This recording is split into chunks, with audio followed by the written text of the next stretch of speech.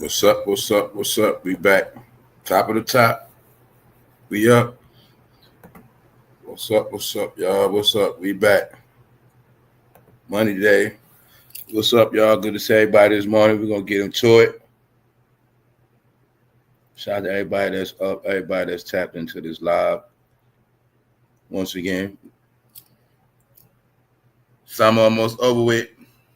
Back to school coming fall. People that's in the football season back. Things changing. But we're going to talk about it today. We're going to talk about a couple of things. One of the main things we're going to talk about is Homeland is accepting applications. Now, we spoke about this. ICE accepting applications. No, actually, it's all together. But I just saw that they taking all people, all ages. They even said they taking senior citizens. Anybody, especially anybody that worked in law enforcement, anybody with a clean background, they giving applications. They taking jobs because it just came on. They said, "Help us. We trying to help. We trying to get rid of the traffickers and the pushers." Basically, yeah. See, the last wave of the people that don't want to leave is the criminals. That's what it was going on. See, people kept trying to make it like it's about the working people. Not, it's not about the working people. It's about all the criminals that was here making millions and billions. Stuff like that. The ones that was all behind the drug trades and all this crime stuff. Anyway, we're going to talk about that. Also, we're going to talk about DJ Khaled being roasted. Once again, the whole team is going to be destroyed and DJ Khaled being destroyed as we speak, but he also being destroyed over something totally different. Now, some of the things I've been talking about, people like Khaled, not from here, and been making all this money. Yeah, he getting smoked according to where he's from. They saying according to where he's from, his country, he's not taking up for his people. Yeah, I know what's going on over there. So he getting roasted. Also, for those who already know, I'm not going to go too much into it. This will be the third, the fourth year. Every summer, Chris Brown does the same thing. Every summer, he does the same thing. Told you, all of these people are corny. They're boring. They do the same thing. Chris Brown, every summer, he wants to show his tour. And the number one thing he does is charge his fans for that $1,000 meet and greet. All right? So I've been to what's up with Chris Brown. Every summer, I ask the same question. Nobody can still explain to me, why does Chris Brown charge his fans $1,000? Then you'll see that Beyonce stole it from him. They just charged $650. All right, so y'all see what's up, man. You see they on their last money grabs. We got some other things we're going to talk about. A low-level rapper named Finesse 2 times, but he signed to Roc Nation. Yo Gotti, he's down with them.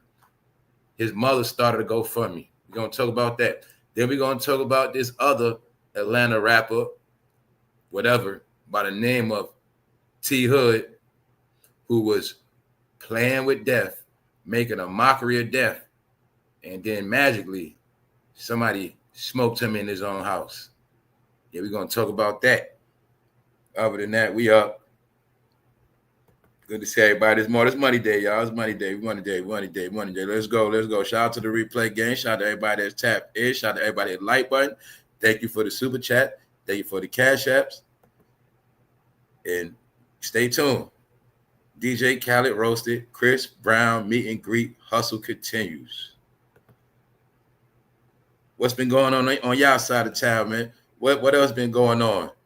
Tell you, all I've been seeing is like low-level stuff. I've been looking, but I don't know what's going on from the viewership perspective. Let's go. First, we're going to talk about this because this is what I get to show people about what I've been talking about, how everybody was wrapped up in all this death stuff, whatever you want to call it, demonic, whatever you want to call it.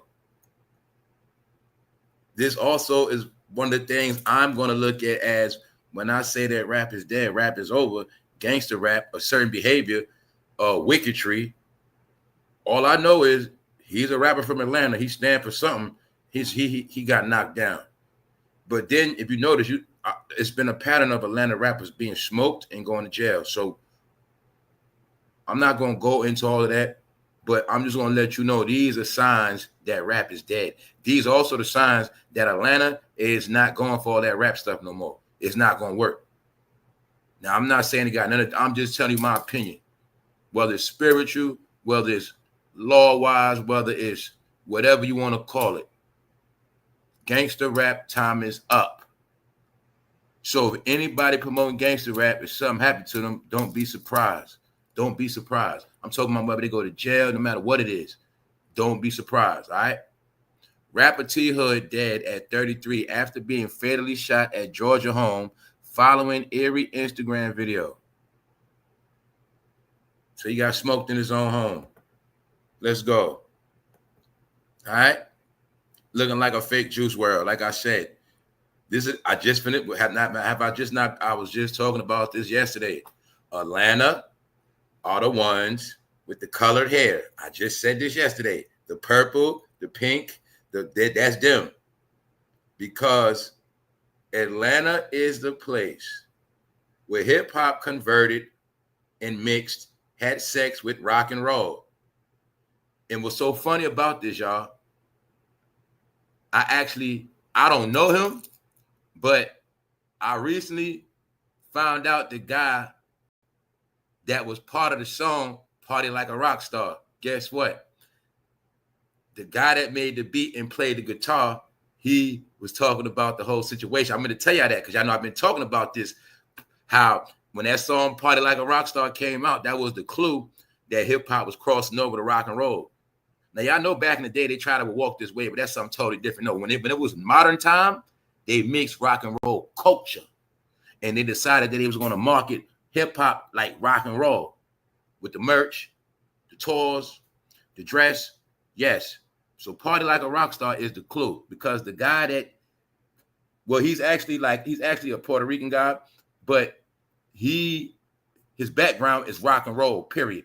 And he was a top engineer and he helped a lot of Atlanta records. Long story short, the man that had something to do with Party Like a Rock Star, he was talking about it all.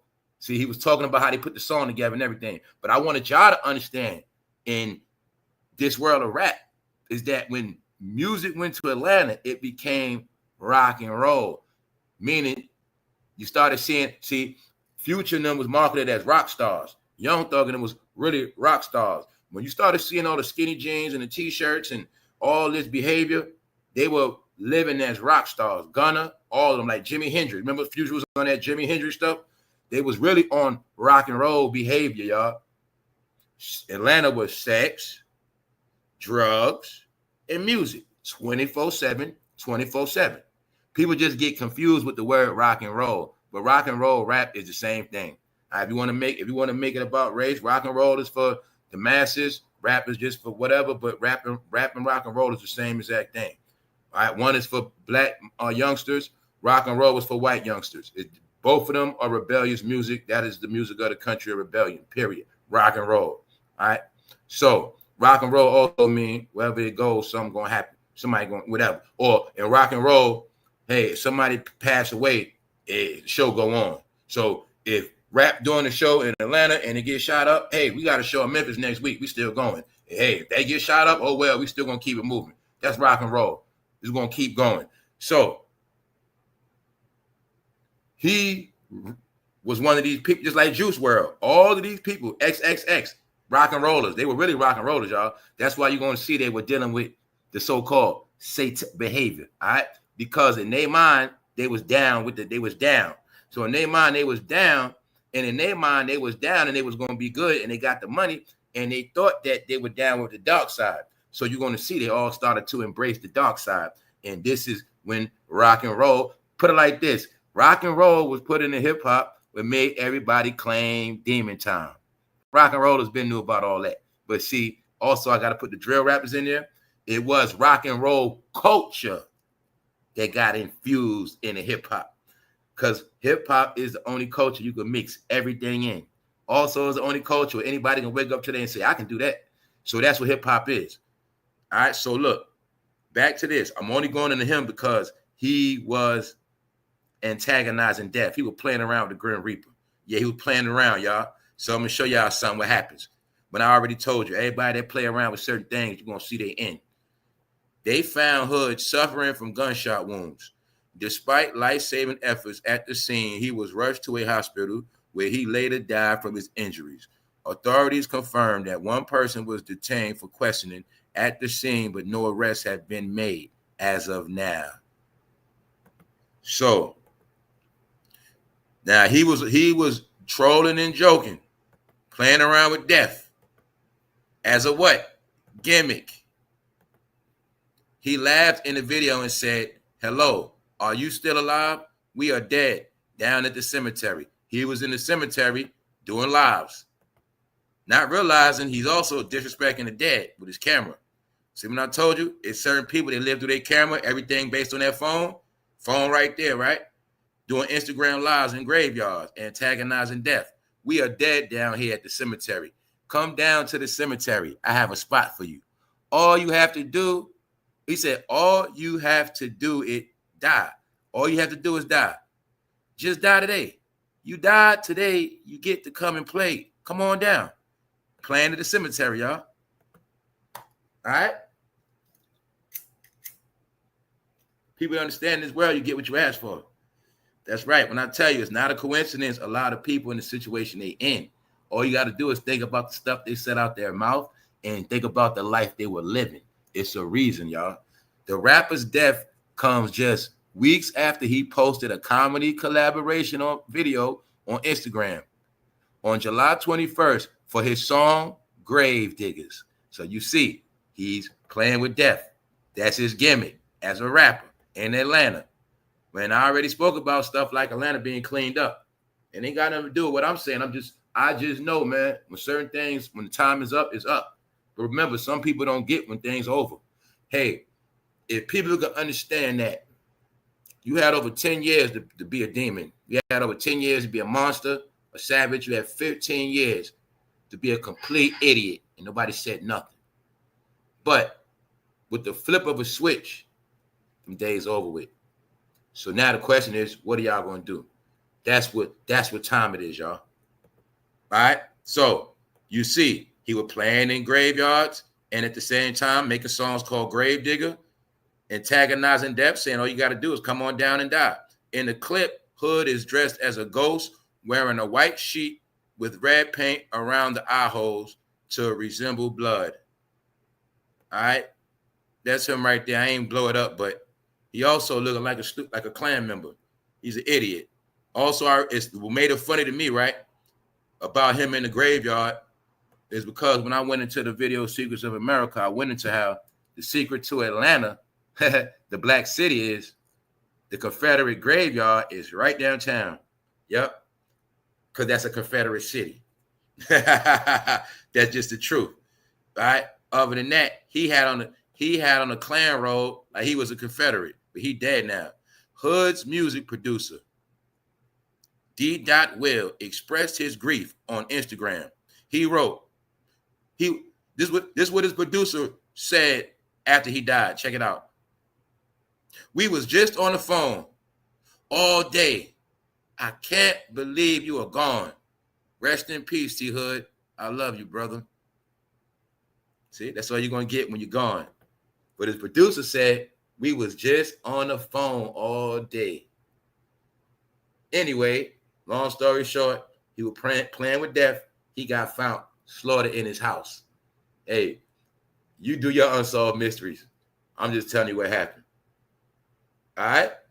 But the last person he spoke to was his producer. He said he spoke to him all day. All right? So he wanted that deal. He wanted that fame, y'all. He got his fame. What's the other pattern you notice about all these rappers that came out? They actually got more fame after they died than when they was alive. He might have been rapping his ass off. Many people, you might have never heard of him. I didn't. But I did know. I knew somebody named T Hood in real life. His name T Hood, but I didn't know him as a rapper. I know him as a dead man. See that? I'm showing you the evolution of rap. This is what rap is now, y'all. All right? And everybody that know about hip hop or you know about gangster rap, I no longer have to go into the Pink program. You know it very clear by now. So let's move on, y'all. Shout out to everybody that's up. It's Money Day. Shout out to everybody that's motivated, everybody that's focused, Everybody trying to make something happen. Everybody in a good state of mind trying to get through. That's about it. It's just entertainment. So just accept it and move on. All right. That's accepted. What's up, y'all? What's up? Shout out to everybody in the chat. Everybody that's up. All right, let's move on, y'all. We looking at the dimensions of rap of the game, the end of the era, the end of BET, from the smallest to the highest, from the nobodies to the people with names. Let's go. Let's go. Let's go. All right. And I've been talking about DJ Khaled. I just spoke about him the other day getting a casket to his house. See, this whole thing is like I say, man, I know how it works, y'all. They all characters. So being that they're all characters, it's a matter of time before they part come up. You know, when you watch TV shows, you know, when you watch series, you know, it's certain characters always going to show up one way or another. And this is how the thing works. Now, also the side joke is everybody on this channel, y'all know about dark skin Diddy. What's the slogan? Dark skin Diddy be on straight BS. But people that don't get the joke, when Diddy was dark skinned, that's when I assume that he was on them drugs for real. He was on them drugs real heavy, because I know that when people skin tone start changing to a certain level, they on certain drugs. And you will clearly see throughout Diddy's career, in the end, he was dark as you know what. But this right here, y'all, is dark skinned Diddy. This is when we know for a fact he was getting geeked up. He was rolling. And this is before the pink revelations. This is before all of the drugs he so-called had. I put together this Diddy high person, because remember, he was two different, he was different people. It's a side where people know him. But when I heard that he had maids walking around with fanny packs with drugs in it, and I started paying attention, I said, yo, man, this man was high out his mind. Then we started looking at old pictures, Diddy like a straight crackhead. Yes, he does. Dark-skinned Diddy. You'll see dark-skinned Diddy right here. But he had DJ Khaled in the headlock too, y'all. So I'm going to say it again. For people that don't get it, DJ Khaled was with Diddy the whole time. Miami, we the best. That was Diddy running Miami through him. If anybody was at the Freak Off Mansion in Miami more than anybody in America, it was DJ Khaled. But you're going to see the whole time DJ Khaled stayed out the way. So I also assume that being that DJ Khaled ain't step up to the plate, he was trying to do songs with Drake, all this stuff. DJ Khaled got a coffin sent to his house. But what made it funny to me is because it happened right after Diddy got locked up in prison. And if you get right after he got locked up. So if y'all notice, DJ Khaled been laying low. FatJoe stupid ass still trying to run his mouth. Because I'm also going to tell you, DJ Khaled been moving behind the scenes. He trying to do a song with NBA Youngboy. Now, I remind you, DJ Khaled old ass is now trying to ride NBA Youngboy wave because he not going to get no money. So I'm saying all that to say, just because you don't see people in the public, it doesn't mean they're good. They're all scrambling, ducking, and dodging behind the scenes trying to get their coins. Hopefully they won't get exposed. But today we're going to look at how not only is DJ Khaled exposed in America, just showed you Kodak Black the other day saying F DJ Khaled. Overseas, where he's from, for real, they saying F DJ Khaled because he's not speaking up for the war. What's up, Punches? What's up, bro? It's all good. What's up? What's up? Shout out to everybody that's up. What's up, LA Slim? All right, y'all. Good to see everybody this morning. We up. So look, let's go. So I'm also showing y'all that nobody's going to be good without Diddy. They've been trying to do a lot. Like I said, Khaled trying to drop new songs, but this is twice. The first time he tried to drop two songs with Drake. That didn't happen. Now he's trying to come out with NBA Youngboy. He getting smoked. So for those who didn't get, like I said, Diddy was controlling DJ Khaled the whole time, y'all. Yes, he was. Straight puppet on the string.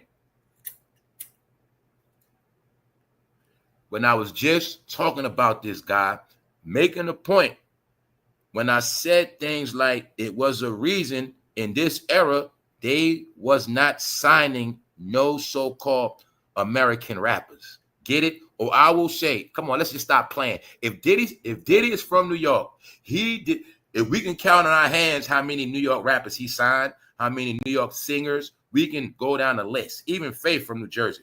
No, you will clearly see they made it a point not to make New Yorkers rich like that unless they controlled you. It's that simple. You was not going to be from New York and get rich.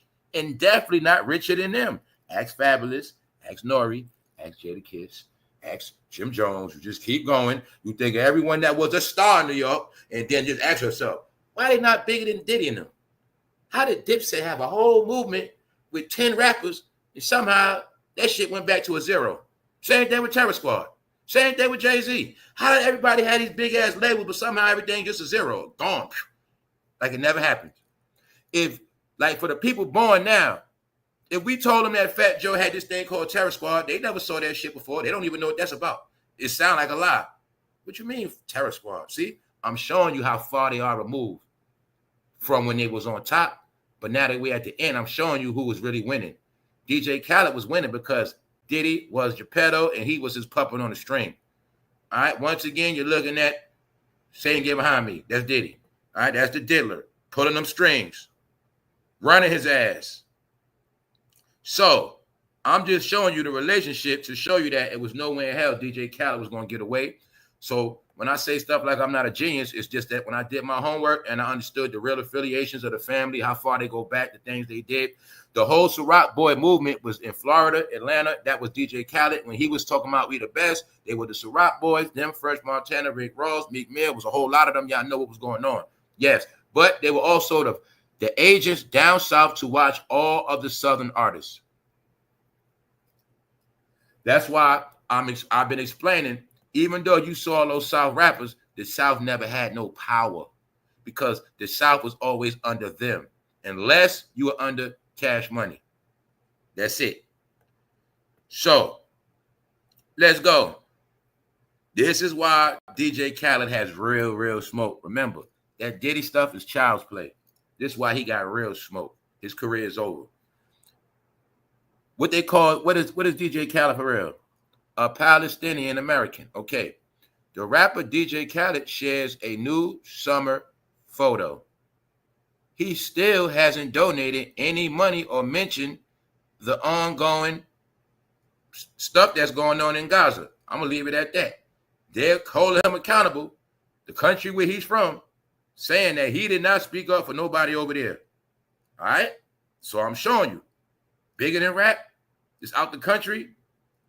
And then on top of that, he's down with Diddy. That's something totally different. I'm giving you the proof DJ Khaled career is over. When I was telling you, only thing they got left is online. The new album, Deshaun, by DJ Khaled, the NBA Youngboy. Only online shenanigans. That is it. Meaning, around the world, they are not respected. And now DJ Khaled, he has a country on his ass, his own people. All right? But this is what they saying about Khaled. See? They saying, yo, his people getting taken out, his people getting slaughtered, and this is what he doing.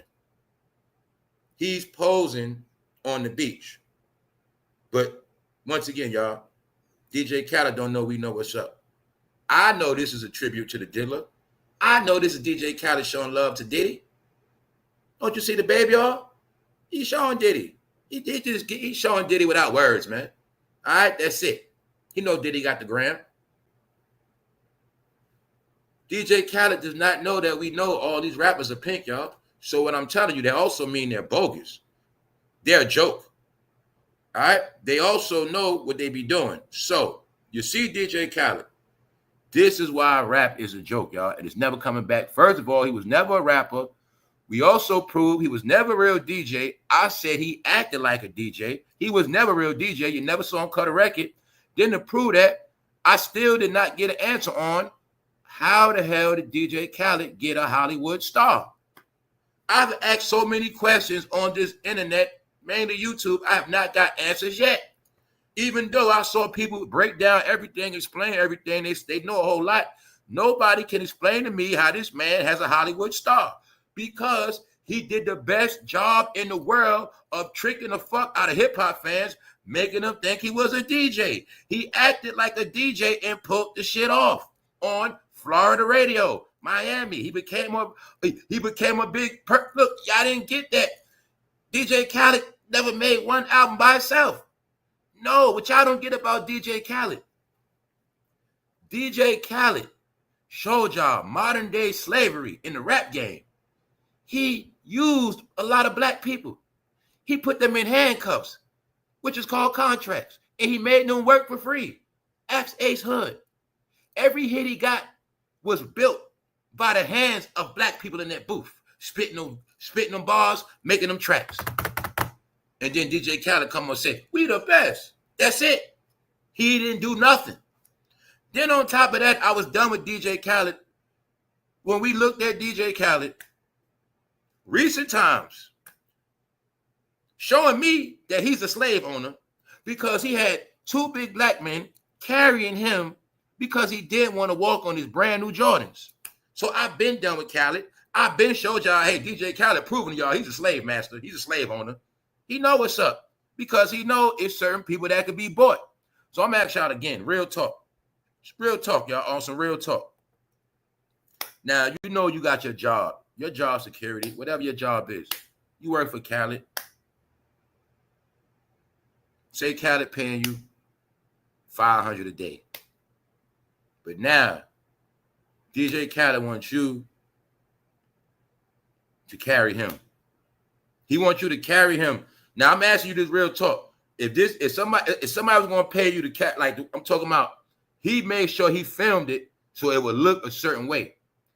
And you know how back in the day, back in the day, y'all know y'all know back in the day, kings and queens, they carried them. Y'all know they carried them. Wherever they went, they had to carry them. He was doing that in recent times. So he was showing and proving that he had them men under control. But my point is, whether they was hired and paid good money or not, I don't think that was a smart thing to do. Meaning, I think I would have took that. I think I'd have quit.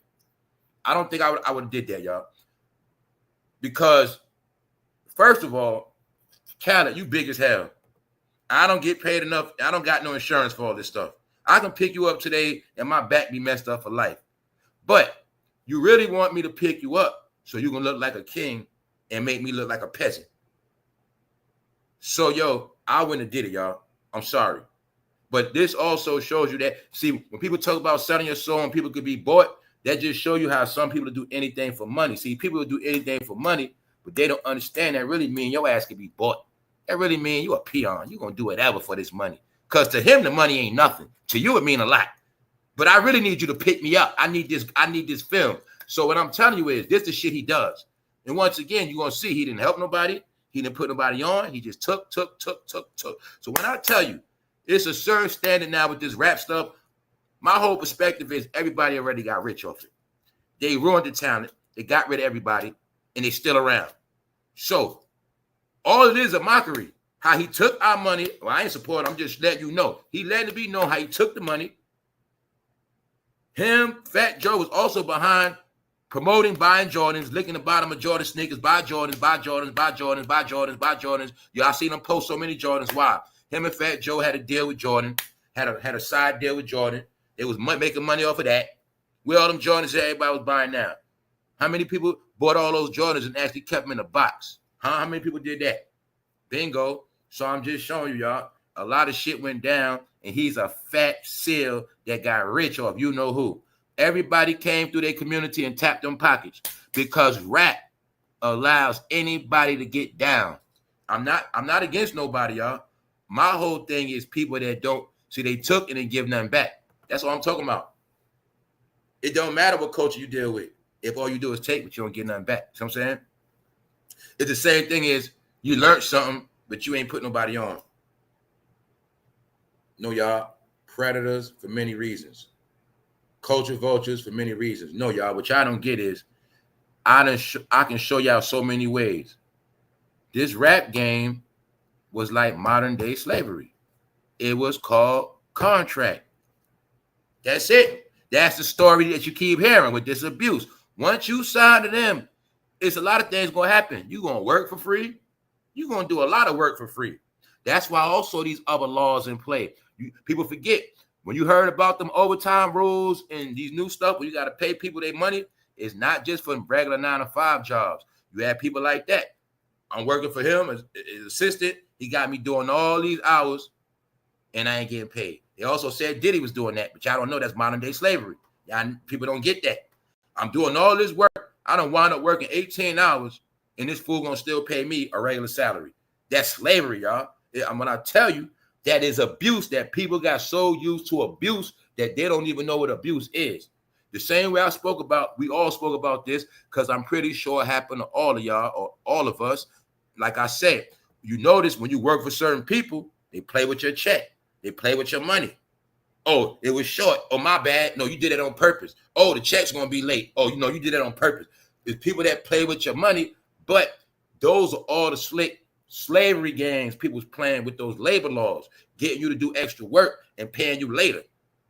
So I know about all that. Like, well, we supposed to get paid Friday, but the boss trying to finesse it because they know on Saturday they're going to make a lot of money, and on Sunday, then they're going to pay us on Tuesday because they want to make some, they might want to pay us out the money they made on Saturday.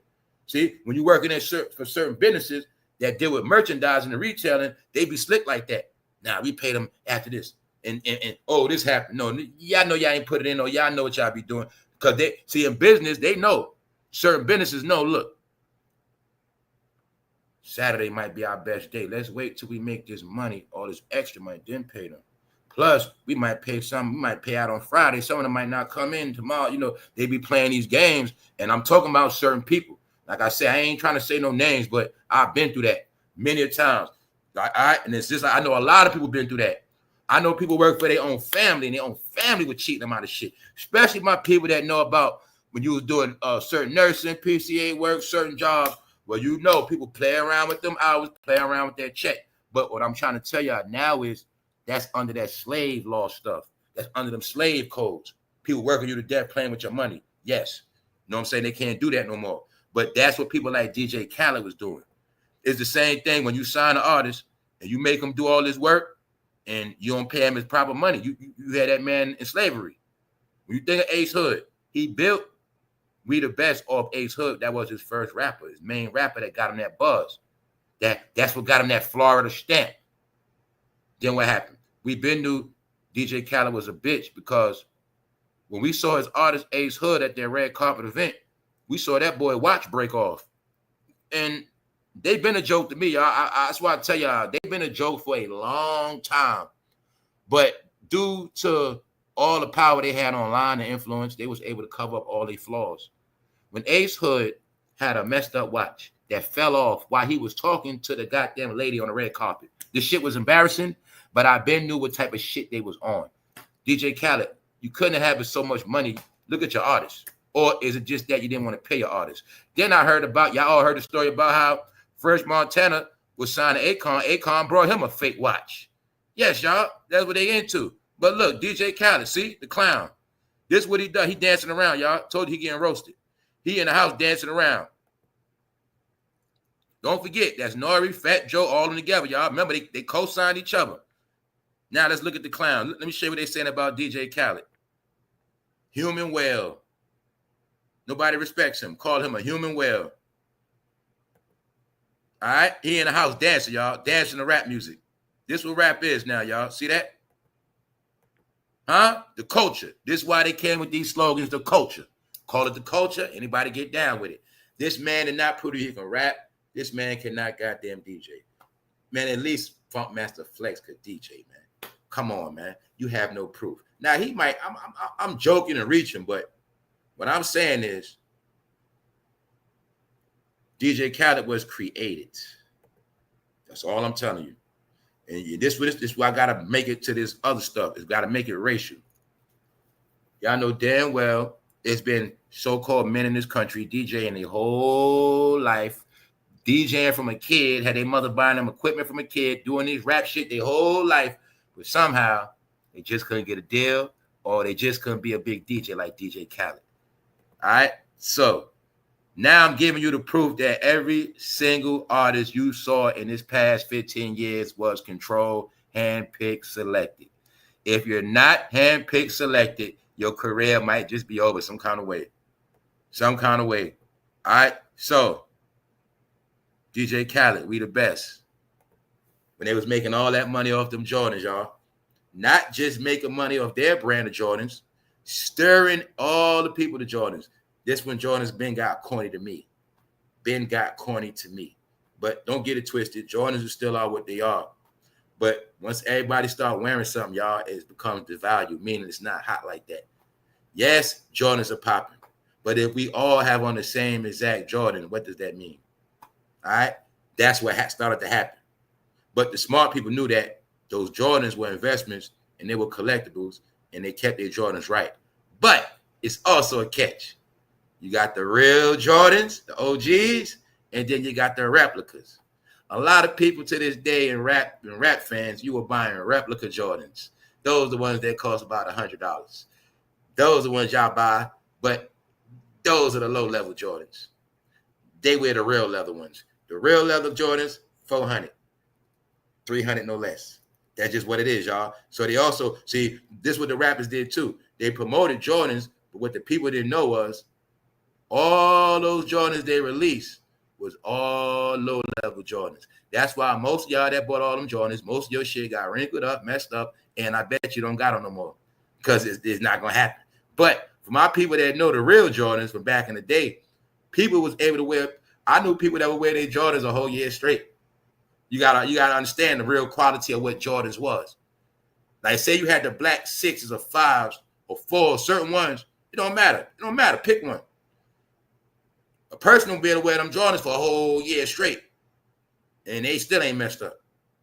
Because that's how strong they was built. Now they started building plastic shit. That's what happened, y'all. Be the ones that are sold at the Nike outlet. Yeah. See, those are the real OGs. I got a couple of OGs in the box, but I got a couple of regular ones, but like I said, I don't wear them. Now, the regular ones that's not OGs is certain ones, if they're exclusive, then they still be a certain value. But the only catch to the low-level ones, once you start wearing them, they ain't worth nothing. Not like that. But the smart people knew, see, what people didn't get, that whole era of sneakerheads, people was getting paid off that. People were making investments, flipping money back then, y'all. That whole sneakerhead movement. People knew when the Jordan come out, buy 20 pair of them shits for $100, wait till they sell out, then flip them to 300. That's what was happening. That was the whole sneakerhead era. So when I tell you, everybody got paid already. DJ Khaled was in on moving the Jordans because he had a deal with Jordan, him and Fat Joe. That's why you're going to see Fat Joe so broke, he don't got no more deals, y'all. All right? So you're going to see DJ Khaled was all about his brand, we the best. We the best. But I told you, when he say we the best, he really talking about everybody that did all the work and he ain't do shit. That's why he say we the best. Because all his shit come from Future, Drake. Y'all forget that. All these waves he rode. I'm on one with Drake, Future. Because when I tell y'all, when it went to the South, that's when DJ Khaled became a star. When I told you about the New Yorkers went down South, they didn't run shit, meaning music-wise. So they became the CIROC boys. We're going to sell the alcohol, Khaled, but we're all going to be together. I'm going to sell my alcohol. You're going to do the music. And this whole We the Best movement is going to be us down South taking over this shit. And that's what they did. We taking over. Told you what they was going to do, and they did it. But y'all just didn't get that. You do get it now. You now know what? Jay-Z was down with DJ Khaled the whole time. How you know that? When DJ Khaled got his star, who was with him? Fat Joe, Diddy, Jay-Z. When I told you that, in this game, whoever's part of your career in the beginning, they will be with you at your star. And the truth is, Fat Joe discovered DJ Khaled. That's the truth. When DJ Khaled was a nobody. But see, people like Diddy and Jay-Z took him from Fat Joe and made him bigger than Fat Joe. Same thing with Jim Jones, Fresh Montana. Diddy was with Jim Jones first around balling. Then he kicked Jim Jones to the curb and got Fresh Montana, his enemy. And then he put French under the wing. And then Diddy put French over Jim Jones. To this day, financially, Fresh Montana has more money than Jim Jones, even though Jim Jones is out first. That's what y'all don't get about Cameron and Jimmy. The main reason why I don't respect them, because they're still around. When they was out before most of these rappers, and all these rappers are doing better than them. That's why they're a disgrace. Every other rapper did not have a movement called Dipset. So that's why I'm going to keep ragging them, because it make no sense for them to be that broke when I saw their influence around the world. It's that simple. God damn it, even Wu-Tang still got influence around the world. Where Dipset at? I'm showing you for a reason. That all of them was control. Now DJ Khaled being called a fat whale. What else? DJ Khaled deserves all the smoke. We must not support his projects. Period. See, when I tell you certain people stand up for shit, when I tell you something different, when I say things like, yo, people care about race, or they want to talk about race, they always on this racist shit, but they don't stand up for nothing else. Now you see DJ Khaled getting roasted, people going against him because he ain't doing what he's supposed to do. He deserves all the smoke. We must not support his projects, appearances, or music. Question: when have you ever heard somebody say that about a black celebrity? You didn't hear nobody say that about Diddy yet. I'm just giving you examples, y'all. I'm not telling you to strike nobody. I'm not trying to stop nobody's money, but I'm showing you behavior that other people, they not going for everything. Some people, they with whatever, and they not going to go against nothing. But now, now don't forget, is people trained to go against poor people. They go against, or they'll go against themselves, but they're not going to challenge nobody that they feel like got power, period. Mainly money. Hey, in a certain community, do you ever see them go against people that got money? Not like that, right? All right, then. That means everybody ass could be bought. Everybody ass could be bought, y'all. This is what it is. That it all goes with the no morals, principles, and ethics. People in his country got ethics. That's why they saying, screw him. We the ones who's buying your music. He have no ethics. He deserves all the smoke. We must not support his projects. Why? Rapper DJ Khaled shares a new summer photo. He still hasn't donated any money or mentioned the ongoing genocide in Gaza. All right? Indigenous people at the bottom. So they let you know he's a fraud. He ain't about nothing. But you are now getting to prove that his home country, he's done with that. Because don't forget, they claim both sides. When he went overseas and he went over there for Ramadan, he made sure he put that on his gram. Yes. DJ Khaled is also one of the main people influence you to be a foreigner. That's my whole point. My whole thing is this, y'all. It's not about your nationality. It's about your behavior. Meaning, it doesn't matter where you're from. But if you're still carrying it like everywhere else is so much better, you're so proud of everywhere else and you want to represent everywhere else, the new shit is take your ass over there. That's it. Take your ass wherever you feel like you're a part of. That's all I'm saying. But I also know DJ Khaled was with the influence of Beard Gang. That was also another movement. They had money invested in Bevel, beard products, all this shit. From trimming products to Beijing dye products to lace front beard products. Y'all forget, everybody, why y'all forget it was a beard movement? It's a reason why everybody got beards. It's a reason why everything through rap music, everybody looks like rap music now, y'all. That's why I say it's a reason why everybody looked the same.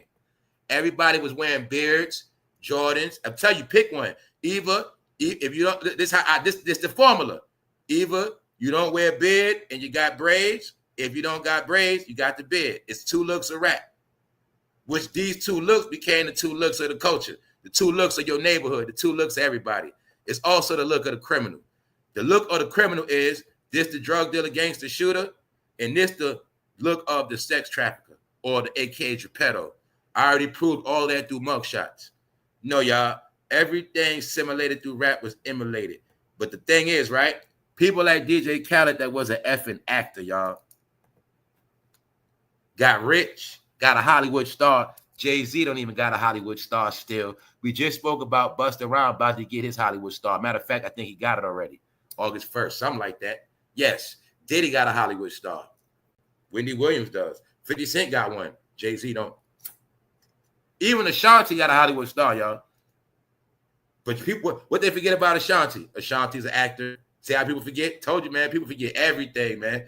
People forget so much stuff. When I went into all of this in the beginning, when I was told y'all, they're not just rappers. They're not just entertainers. They're all actors. Every single last one of them. And y'all forget that Ashanti was in a lot of movies. You definitely know she was in Coach Carter. Ashanti is an actor, y'all. These are the clues I was giving y'all where some of them act online. Nelly is in movies. Now, I was just talking about that movie. His movie came on last week, the longest 10 yards. Nelly is an actor. Y'all forget that. Ashanti's a straight actor. They're all actors. Y'all forget Beyonce is a straight actor. Goldfish, all these movies. They forget they actors. And y'all didn't get that. All they did was start acting scripts online. Wherever it's a camera, they will go into actor mode. And this has been happening for a long time, y'all. They're all freaking actors. So I'm saying that to say DJ Khaled acted like he had love. He acted like he was with the minority black movement. Despicable and traitorous. That's what they call him in this country. Despicable and traitorous. DJ Khaled couldn't get his 2 Drake features. So he went and made a collab album with NBA Youngboy. See that? He's now trying to hang with the young boys. What did I say? In the last day, the only money they're going to get is from young people and the rainbow community. But you don't get them trying to be with young people is them showing their predatory behavior. NBA Youngboy has fans that are 14, 15, 16. DJ Khaled knows this. That's right. It goes with the same thing when I told you it's the reason why all of their old ass is on Twitch. If you look at Twitch as an app ready for youngsters, then you will comprehend that why all these old bastards going on Twitch, 40 and up, because they know that's where the minors at. What's the other page? TikTok. All of these rappers and celebrities know that the grown-ups are done with them. For one, they know for a fact the grown-ups not giving them no money. They know that part. Now, they do know that. They know you ain't paying for no streams. You ain't paying for shit. So, they also know we done with them. We laugh and joke at them. So, they must target the new generation. This is what make them predators, because they got to get that money. So, they on TikTok, they on Twitch, and wherever else minors at. This is why Instagram had to put on the child filter, because they already know a lot of these grown-ups on Instagram were getting young fans buying their music, shit like that. All right? Now that you know about the CIROC bottle, can you get the joke now? Somebody got knocked out that night. Somebody's in the back holding their head. They took a shot of that CIROC. When I tell you the dealer's the fucking troll, I get all his jokes, even though if I might make it up. If you clearly see that man holding his head, I'm going to assume Diddy just gave him a shot. And then I'm also assume not too long after this, that man became knocked out. You see, DJ Khaled got it too. What am I telling you? Which y'all not getting amongst all the jokes. Now, people that been down with this Diddy thing the whole time, we've been covering from day one and other channels y'all know. The secret of the CIROC is it was laced. Not just a baby oil. The secret is the CIROC was laced. Particular bottles separated. But what I'm trying to tell you is, remember I showed y'all a picture with fatjoe at the CIROC? What y'all not getting?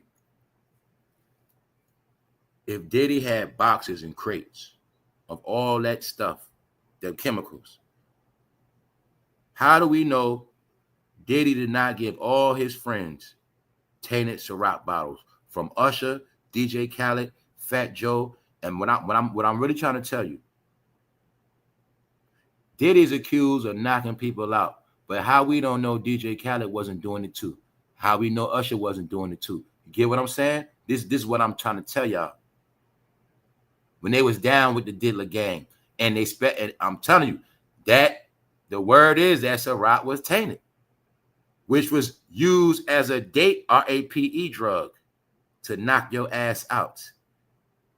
Now, you see that man in the back holding his head. I'm going to say Diddy gave him a shot of CIROC. And I'm going to say that man passed out after that. That's what I'm going to say.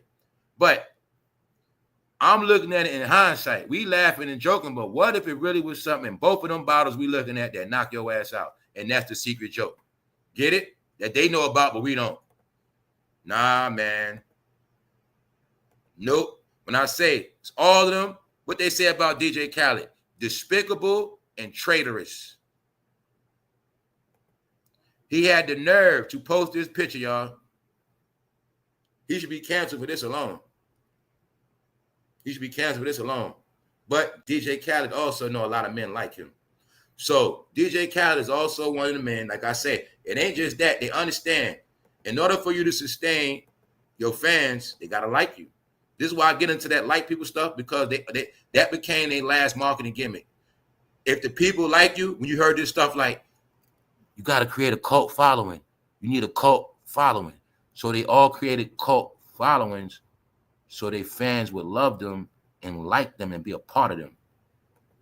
This is why they became more of influencers. All right? So this is what I'm showing you. You're going to see that he was the first on Snapchat. I want people to just get when the transition happened. It was a transition when it wasn't really about music no more. The entertainment became the timeline. And you will see they all started to perform on their lives because that was their music entertainment. That was their show. That was everything pushing their merchandise, and everything they put musically was monetized, and it was going to get streaming credits. So you're going to see that's why they just worked online and on every platform. DJ Khaled stayed in your face. And then when it's time to do the music, he go run and get some people with big names already. And then he turn around and say, we the best. All right, y'all, so I'm just showing you. No respect. Human whale. What else they call him? You fat ass bitch. They call him a fat ass bitch. So I'm just letting you see that DJ Khaled is no good in America because of Diddy, and he ain't no good overseas where he from. Period.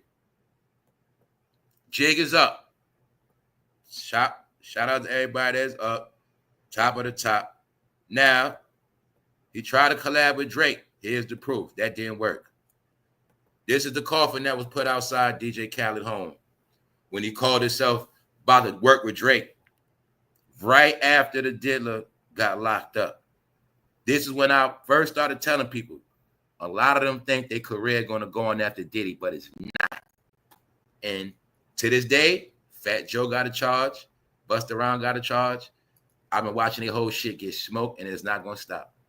All right? It's not going to stop. It's not over, y'all, till the diddler sees the cell or he's announced home. It doesn't matter. Until the Diddy saga is over, you just keep watching. And this is what I mean. Diddy is the start and the ending. And I'm going to break it down clear. That means, however it turns out, after Diddy is dealt with, then everybody else is going to be so horrific for their ass. Yep. That's the thing I'm trying to tell you. After the Diddy shit over with, nobody going to be spared under that umbrella. Especially the ones that didn't do certain things. It's over, y'all. When I tell you these are the last days of them getting money, I'm pretty sure y'all starting to see it. Another thing I also know y'all know, you see how slow the algorithm is. You see it is no trending topics. I didn't want to bring it up, y'all. I saw K-pop trending. It said 80-some thousand. I saw hip-hop trending. That shit said 7,000. I didn't want to get into it today. I just want to keep showing y'all. I'm telling you, but some people, you're going to be so sad when this music shit dry, when this rap shit dry up. And if I had DJ Khaled screaming another one every 10 seconds of each song, he can keep that shit another one. They said they don't want to hear that shit, y'all. So I'm showing you he's done. He's done, y'all. Now look what they're saying. Why are Diddy's lawyers calling him an amateur pornographer? Now remember yesterday I went into the whole thing about the camera? Because the secret is y'all also the most sexually active on camera. This is something else I realize, y'all. You know why this generation is the most active on camera, sex-wise, as far as twerking, recording sex, sexting, dick pics, all that sexual behavior? Because this generation was the most raised on that shit. See, it's 2025. The people that was 15, Instagram came out, they 30 now. People that was 13 when Facebook came out, you see what I'm saying? Now they 28. These are all your video sexual deviant. That's why I keep telling y'all this shit is a mental thing. It is now a mental prison. The people that was raised, see, we wasn't raised on this shit. I was on the internet since I know for a fact since 2000. I'm gonna really say since like 99. Going online with the dollar, beep, waiting with the phone hookup. What I mean is I've been on the internet all that time, but I have not been brainwashed once. I've been on the internet, but I'm not considered raised on it because it's a reason why these words are said. Thank you very much to Black the Free Thinker. Look, on the internet is on this shit, and then you log off. When I'm off, I'm off. I'm not raised on this shit. A generation was raised on this shit from kid to brain. You know what raised on this shit mean? Let's go.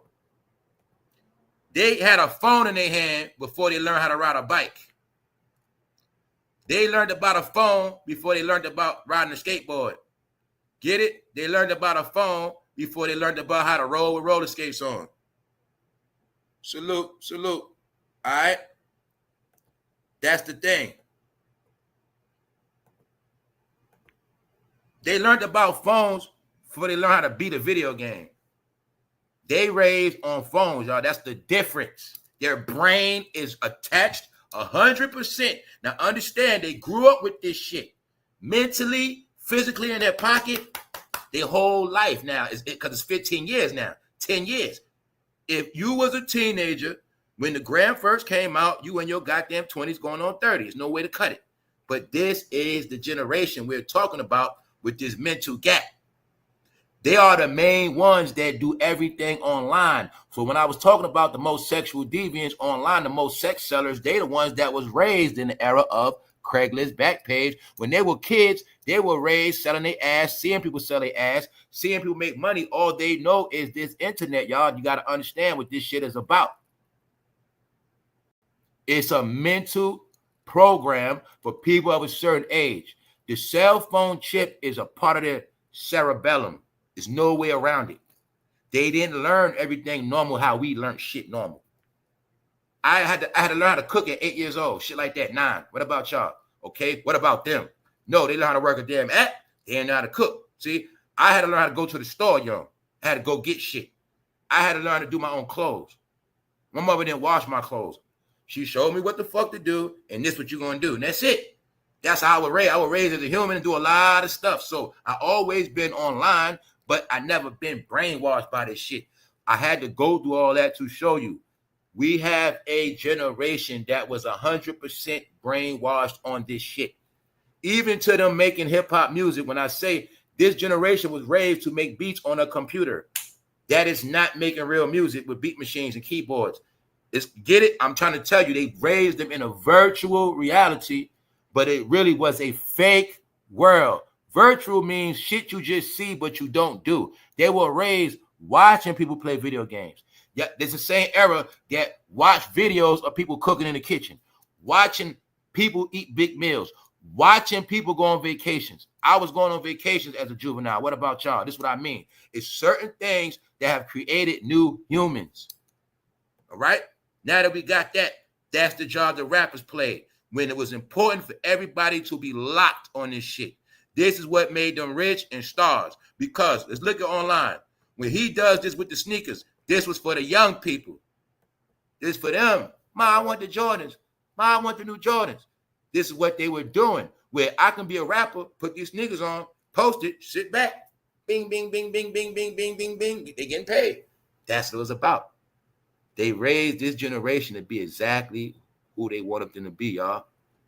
The online people, meaning the people, their whole life will be online. They was raised to be like that. When they want something to eat, they're going to think online. When they think of clothes, they're going to think online. When they think of sex, they're going to think online. Meeting new people, everything is online. What's popping? Where's the hottest club at? Online. Everything online. Period, period, period. But you got to look at that really means no brain. You heard about that word, no brainer, right? That's them. It's designed like that, y'all. A whole generation has been purposely dumbed down. What I mean by that is nobody made them do it, but this was the plan for anybody that participated in it. All right, that's it. People didn't understand the power of this goddamn internet. Now let's go. It is the merger of reality and fantasy. The thing is, people are stuck in the middle and they don't know what's what no more, y'all. So, far as we know, they was knocking people out. But one thing you know from this picture, to always update what's really going on. You're going to see the reality of this shit, y'all. This when they was balling, having fun. Now look at it now. Diddy's in jail. Usher has STDs. DJ Khaled is being roasted as we speak. Just going to keep giving y'all the clues of what's going on. Their time is up. Diddy and DJ Khaled close to signing deal for new TV show. Show you how fast time going in 2017, 8 years ago. To show you how DJ Khaled was always one of his favorites, and it was a reason why DJ Khaled played the role he played. Also, we heard the rumors about when Kanye West spoke to Diddy and said nobody checked on his kids. Since he'd been locked up, you see King Combs right there in the back. But see, the average person, you wouldn't think that DJ Khaled was around Diddy's kids, meaning they were raised around DJ Khaled. But you will see that this was my whole point when I did my own assumptions like, yo, now a lot of this smoke going to be personal when Diddy get out.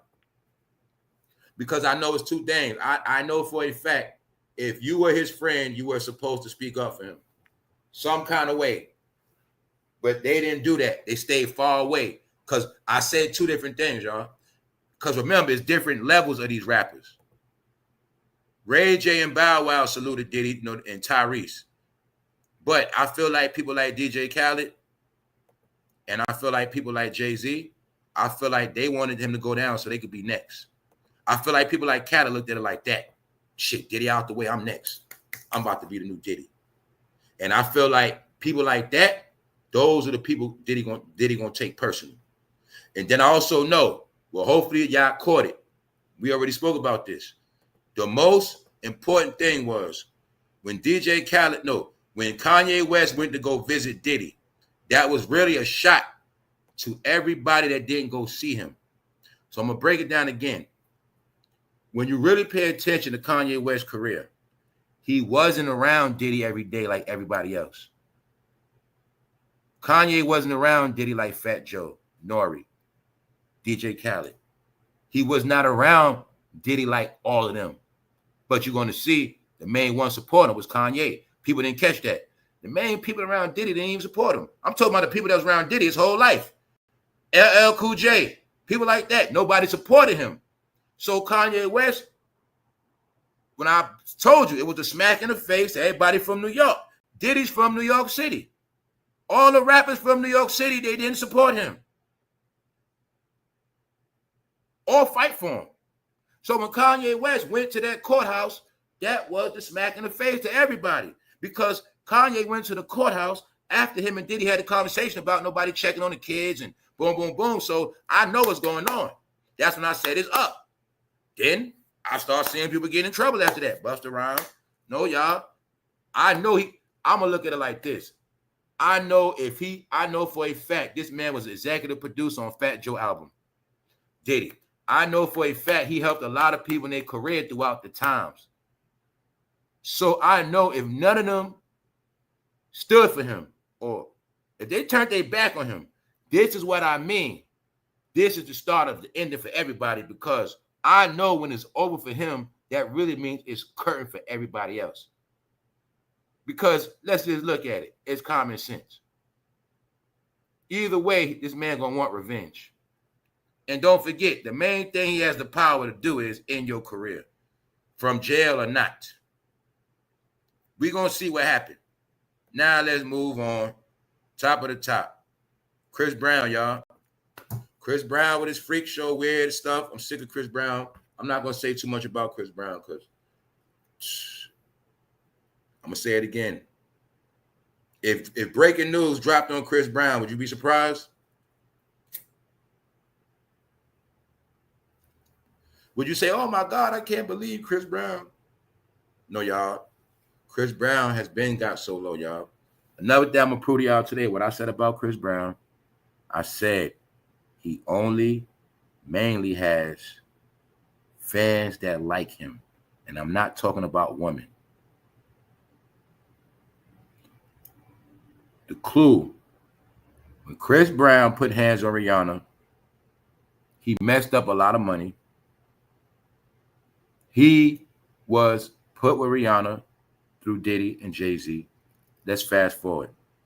Ever since he put hands on Rihanna, the truth is most female fans don't deal with him. To make it clear, Chris Brown has no pop fans. What on the bet my life, you will never ever see Chris Brown doing a meet and greet picture with a white woman.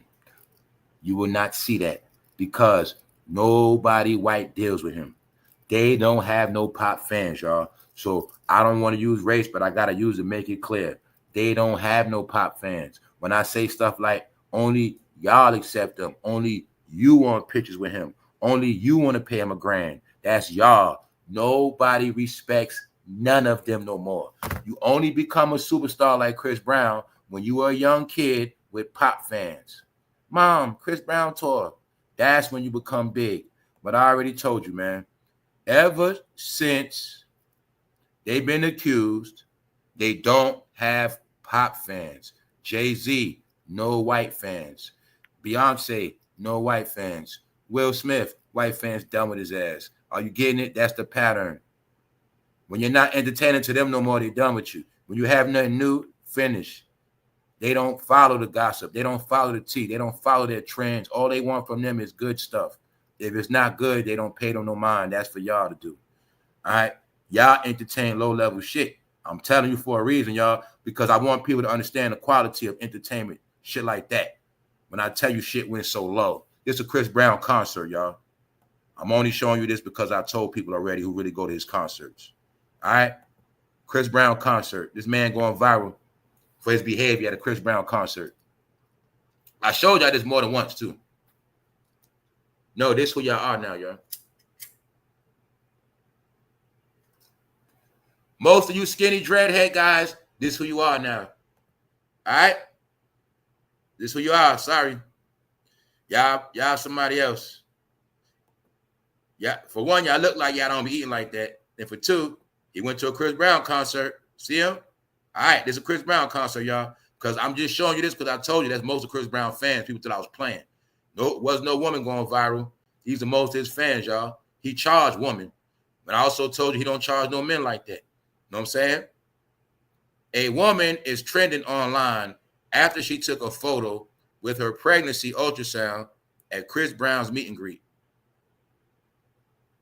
Now, just look at it as if you didn't know. I don't care how you look at it. To me, it looks weird. And to me, Chris Brown is a weirdo. Ever since that man was selling clothes on it, there's so much stuff he did. He's a joke. He's a clown. He's worse than everybody. But it's something about that dancing. Like I said, when you could dance, you get away with a whole lot of shit. And when you're light skinned, that's Chris Brown. If Chris Brown was the same color Shannon-Sharpe, none of this shit would have worked. If Chris Brown was the same as that color Ocho Cinco, he wouldn't have got no forgiveness. So why y'all want to keep playing around? Y'all know I'm telling the truth. All right? This is Chris Brown trying to do damage control and show people he loves black people and love black women. But the truth is, when they came out of Diddy house with all those crates, and people like me know that Diddy raised Chris Brown made sure this time he gets some pictures with some pretty women. But he don't want to be in none of that baby oil stuff. Even though we already know what's up with Chris Brown, he was raised by Diddy. Chris Brown, you was with Diddy when you was 13. Facts. All right? Same way you in that picture damn near humping on that person, Chris Brown. Stop it, man. You a joke. What is Chris Brown, y'all? An actor. Takers. He act like he love people. He act like he love his fans and love women. No, he's an actor. All right? Acting like she a big little kid on his leg. See that? To you, that's normal.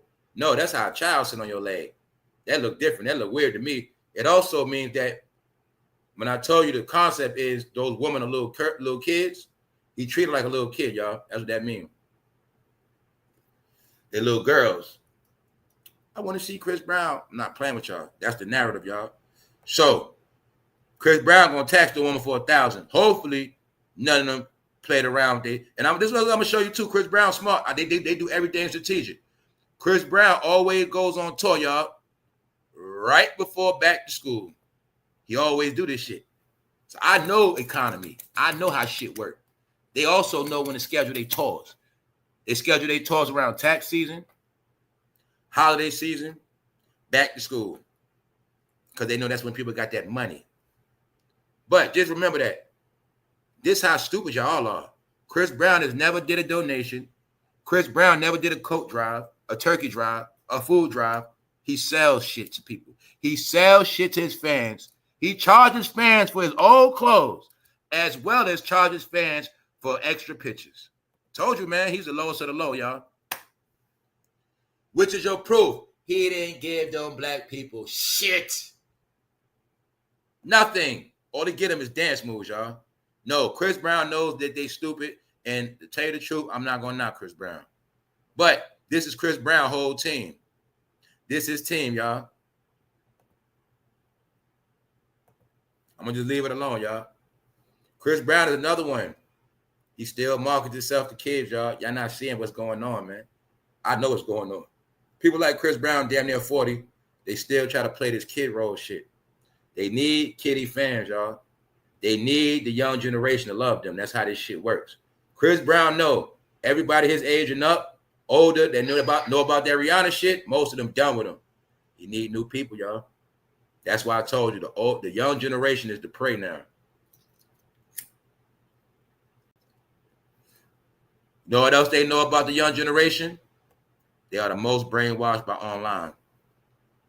So being that they know that, the young generation, they know in this game they in, shit, if I get a nice video of me trending, something new, I'm good. Because they know with the new generation, you as good as your latest trend. And they forget shit. They don't got no memory. So you can do a lot of shit and they always going to forget or forgive you. Because this also the generation with no principles and morals. So y'all also to understand, Chris Brown was the poster child for a woman beater. Meaning, it's cool to punch a bitch in the face. That's their way, right? It's cool to beat on a woman, bro. It's okay, man. Fuck that bitch. That's Chris Brown shit. And that spirit is in the man now. Where it's like this. I'm showing you something. See this man at Chris Brown concert? I wanted to bet my life he beat on women. Because he the type of guy, that girl gonna put him on blast, and he gonna be mad. He gonna fight. He's a bitch. Get it? No, y'all, you ain't know. Even woman beaters look a certain way. You ain't noticed that?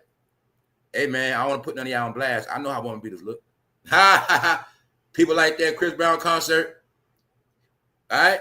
He compete with his woman. He compete with his woman on every level. You can see that. But my point is, it's men like that be fighting their woman. Because y'all don't get when you are what you like, you are what you watch.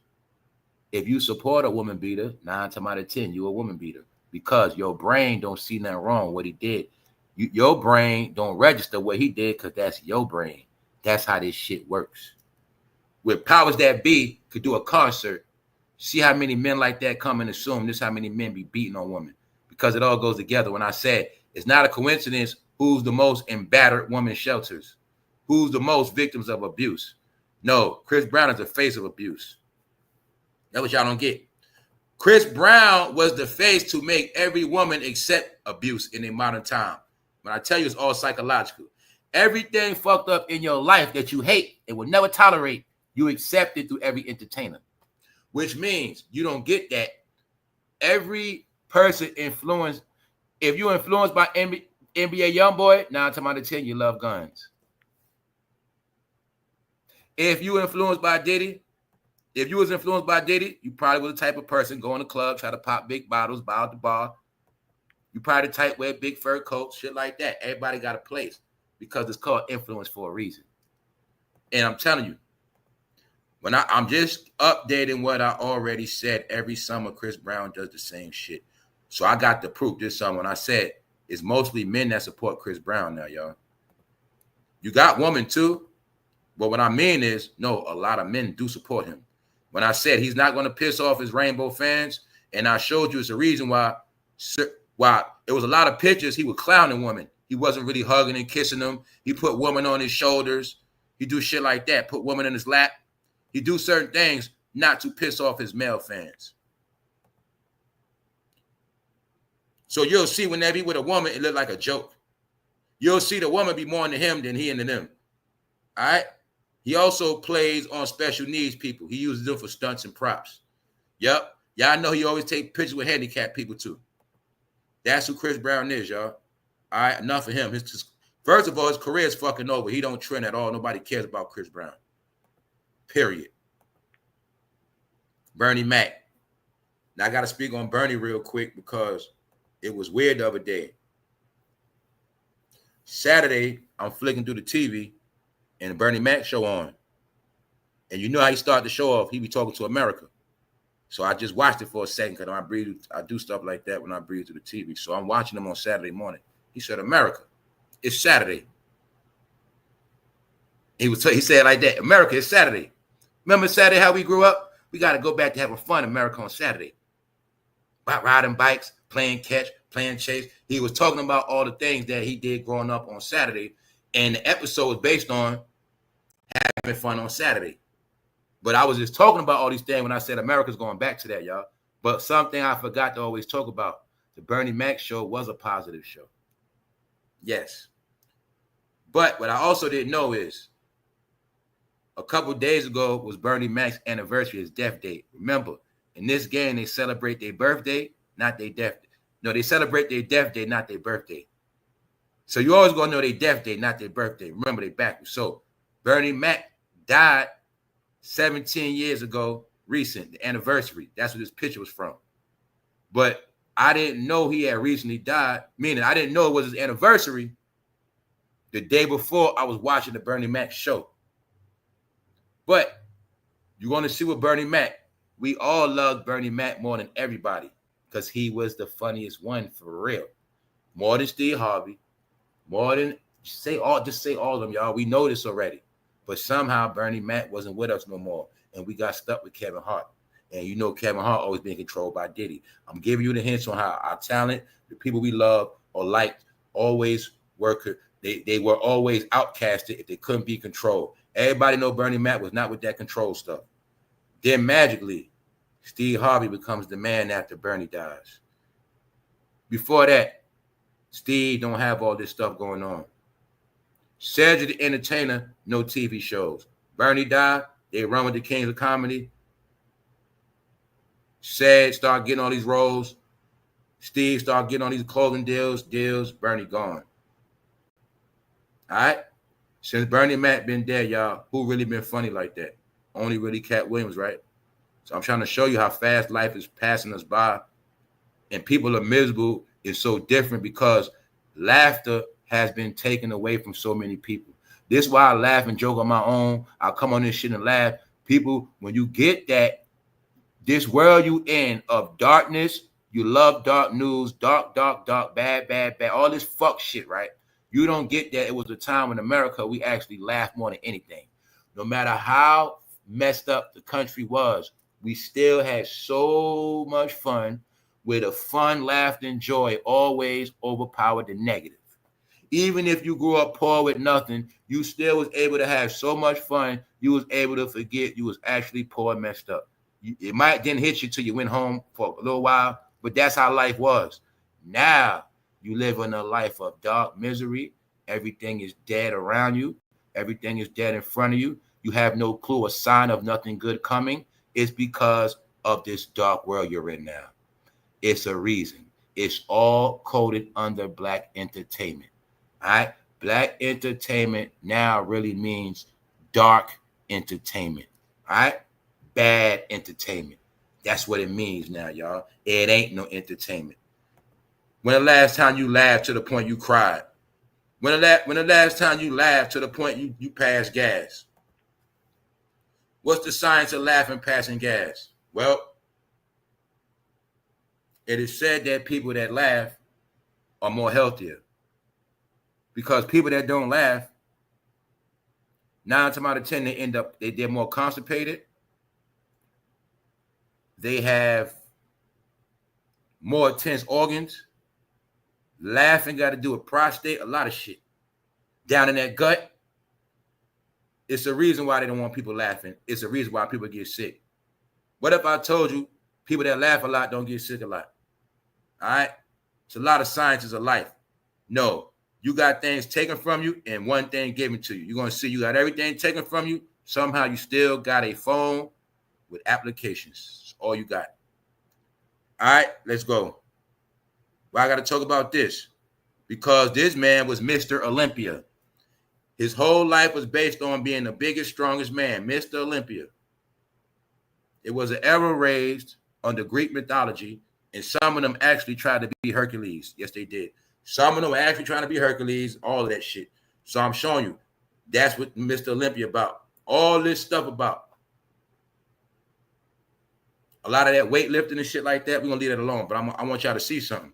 His whole life was based on being the biggest, strongest man, all these muscles. And he thought he was going to be Hercules. Look at him now, y'all. He barely could walk. What else they don't tell you about that working out shit? They don't tell you spend your whole life working out. Other things in your body start shutting down after that. They don't tell you that part. Also, I know that a lot of these guys like that, they take supplements their whole life. They take a lot of stuff, but people don't get that those supplements they take are just like drugs because their liver has to constantly clean out. Or when you've been stuffing your liver with pills for years and years and years, working on the gym, after a while, that liver starts shutting down. That's one thing. But a lot of you'll notice this. People that go so hard working out their whole life into that gym shit, somehow when they get older, they start looking bad or they look worse than people that never worked out. Showing you right here, y'all. Let's go.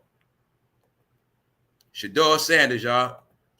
Now, I was just talking about yesterday, he had a decent game. Now, look. Once again, thanks, Linnell. Now, look, y'all. That's why I say, now he getting bad news, y'all. We all got to look at this, y'all. We're going to make sense of this. Now, we know what Shedeur went through to get drafted. We know he was supposed to be a top. Look, I'm going to tell you my opinion. That whole Shedeur draft was about his pay. It was about his pay. If he was drafted top, he would have to get paid top pay. Being that he got drafted fifth, he's not getting nothing. A lot of that, I feel like, was because of Deionsanders trying to manipulate the money. I feel like Deionsanders, his father, was trying to manipulate the NFL so his son would land at the best opportunity for him to get the biggest check and be on a winning team. That is it. But I also said I don't think Deion really schooled his son like that. But if Deion did school his son, Deion taught his son to be just like him. And that's going to be failure nowadays. Now, let's look at this with common sense. Shedeur knows the score. Sanders confronts Brown's reporter over negative coverage. So he's now trending for running down on that old man right there that's a news reporter about bad news. Yo, man, why you be giving me bad news, man? Why you never talk about no good stuff? Why you just talk about bad stuff? Now, also, when he pressed him, he got his friend standing right there. Now, I know he could be just asking a regular question, but on camera, it looked like him and his homeboy pressing that old man. Now, look at Shedeursanders' hair. Look at the beard. When I told you that's the face of the thug. So I'm going to show you how they can portray him as a thug in the game, meaning a knuckle-headed black man that don't want to get it through his head that he don't run nothing, and now it's making it look like he's being aggressive to this man. Just a question, y'all. This is the $1 million question. He's acting like LeBron did. All right, y'all. Shedeursanders confronts Brown's reporter over negative coverage. How many of y'all think that was the right thing to do? How many of y'all think that was the wrong thing to do? Was he right for checking that man for putting that bad news out on him? Let me speed it up. What if I just say that I don't think Shedeursanders understand how media works? Simple. Everybody in media is not made to hold your pom-poms. This is what I was telling y'all about black media. When you're Shedeursanders and you're used to shannonsharpe and everybody bigging you up because of your daddy, when somebody not hold your pom-poms, you think they're against you. No, maybe not against you, maybe just calling how you see it. But even if he is a straight hater, even if he is against you 100%, you still not supposed to press him like that. You're supposed to prove to him with your gameplay, period. You're supposed to prove him wrong with your gameplay. That's called street shit, y'all. Why? Let's make it basic common sense. You work at a job. Would you press a customer like that? Would you press a boss like that? Would you press a coworker like that? No. This is what I mean by y'all. It's about behavior. It's about behavior. And he don't get in his daddy that y'all behavior is not tolerated no more because it's not about you. This how fast we can get you cut. That fast. You play for the team, but this man could have been a goddamn reporter for 40 years. This is what they don't think about. What else they don't think about? The reporter always outlives the athlete. But the truth is, y'all, this is what we're talking about with intelligence. You cannot scream on somebody because of their opinion. This is what I've been trying to tell y'all. It proves that you are weak. It proves that you are slow. You're an idiot because you're trained to be patted on the back. It's showing that you only trained to have a pat on the head and somebody got to kiss you off. You're not used to adversary opposition. Opposition to adversaries make you stronger. It's called get busy, go to work. Prove it wrong. Motivation. That's what you're supposed to do. When you perform on the field and you see that man, you just point at him. You just point at him like, yeah. That's all you got to do. That's it. Or he might be the same guy. Later on, he want an interview from you. You don't give no interview. There's ways to do it. Or you still get an interview. Keep it real. That's me. Hey, get an interview, then throw a shot at the end. Hey, remember that time you thought you kept putting that bad stuff about me? Don't worry about it. I forgive you. That's it. They don't know that. You think everything argue, bicker. Family, especially, you got to learn that the trick is why people y'all don't get it, man. The trick is when you argue with an opinion, you automatically make an ass of yourself. You cannot argue an opinion, y'all. You cannot argue a lie. If somebody made 1,000 videos on me, straight lies, straight opinions, why would I address it? That would make me the dummy addressing it, right? Keep telling you, man. If I know I could play, why the hell do I give a damn who think I can't play? No, y'all, it means weak mentality. When I already showed you, when I went into the members only about this thing with the mind, when I showed you how SHEDEUR endorsed the headphones, but he also represents a certain era. No, y'all, I'm not playing, y'all. This shit is playing out. You're not comprehending that. He barely made it. Now he has the job. He already got 2 speeding tickets, y'all. On top of that, he's going viral for beefing with a reporter of the Browns, of the city. I'm showing you this mean incompetent. This mean his daddy ain't teach him nothing, or his daddy taught him that he's the best thing since sliced bread. Another reason why they got spanked up, because they had already printed up shirts that said legendary. He was wearing a shirt saying, they got merchandise that says legendary. He had a chain that made called Legend. All right, it says his brand is legendary, right? He got a chain made, clothing line, merch. They flexing the merchandise, flexing the brand before they get drafted. Let me make it clear for you. The NFL is like this. You are not going to brand yourself off us. If you become the #1 draft pick, that make your merchandise legendary go through the roof. If you in the top 10, NFL is not stupid. They saw Deionsanders and his son trying to brand. Y'all didn't get what they was doing.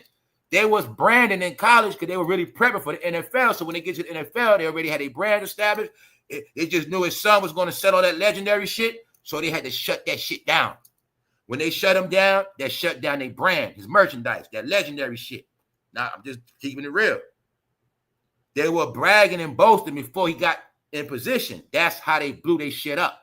Now, if they'd have played it humble the whole time, then he got on the team after a year, then started flexing, then break out the merchandise. They didn't do that.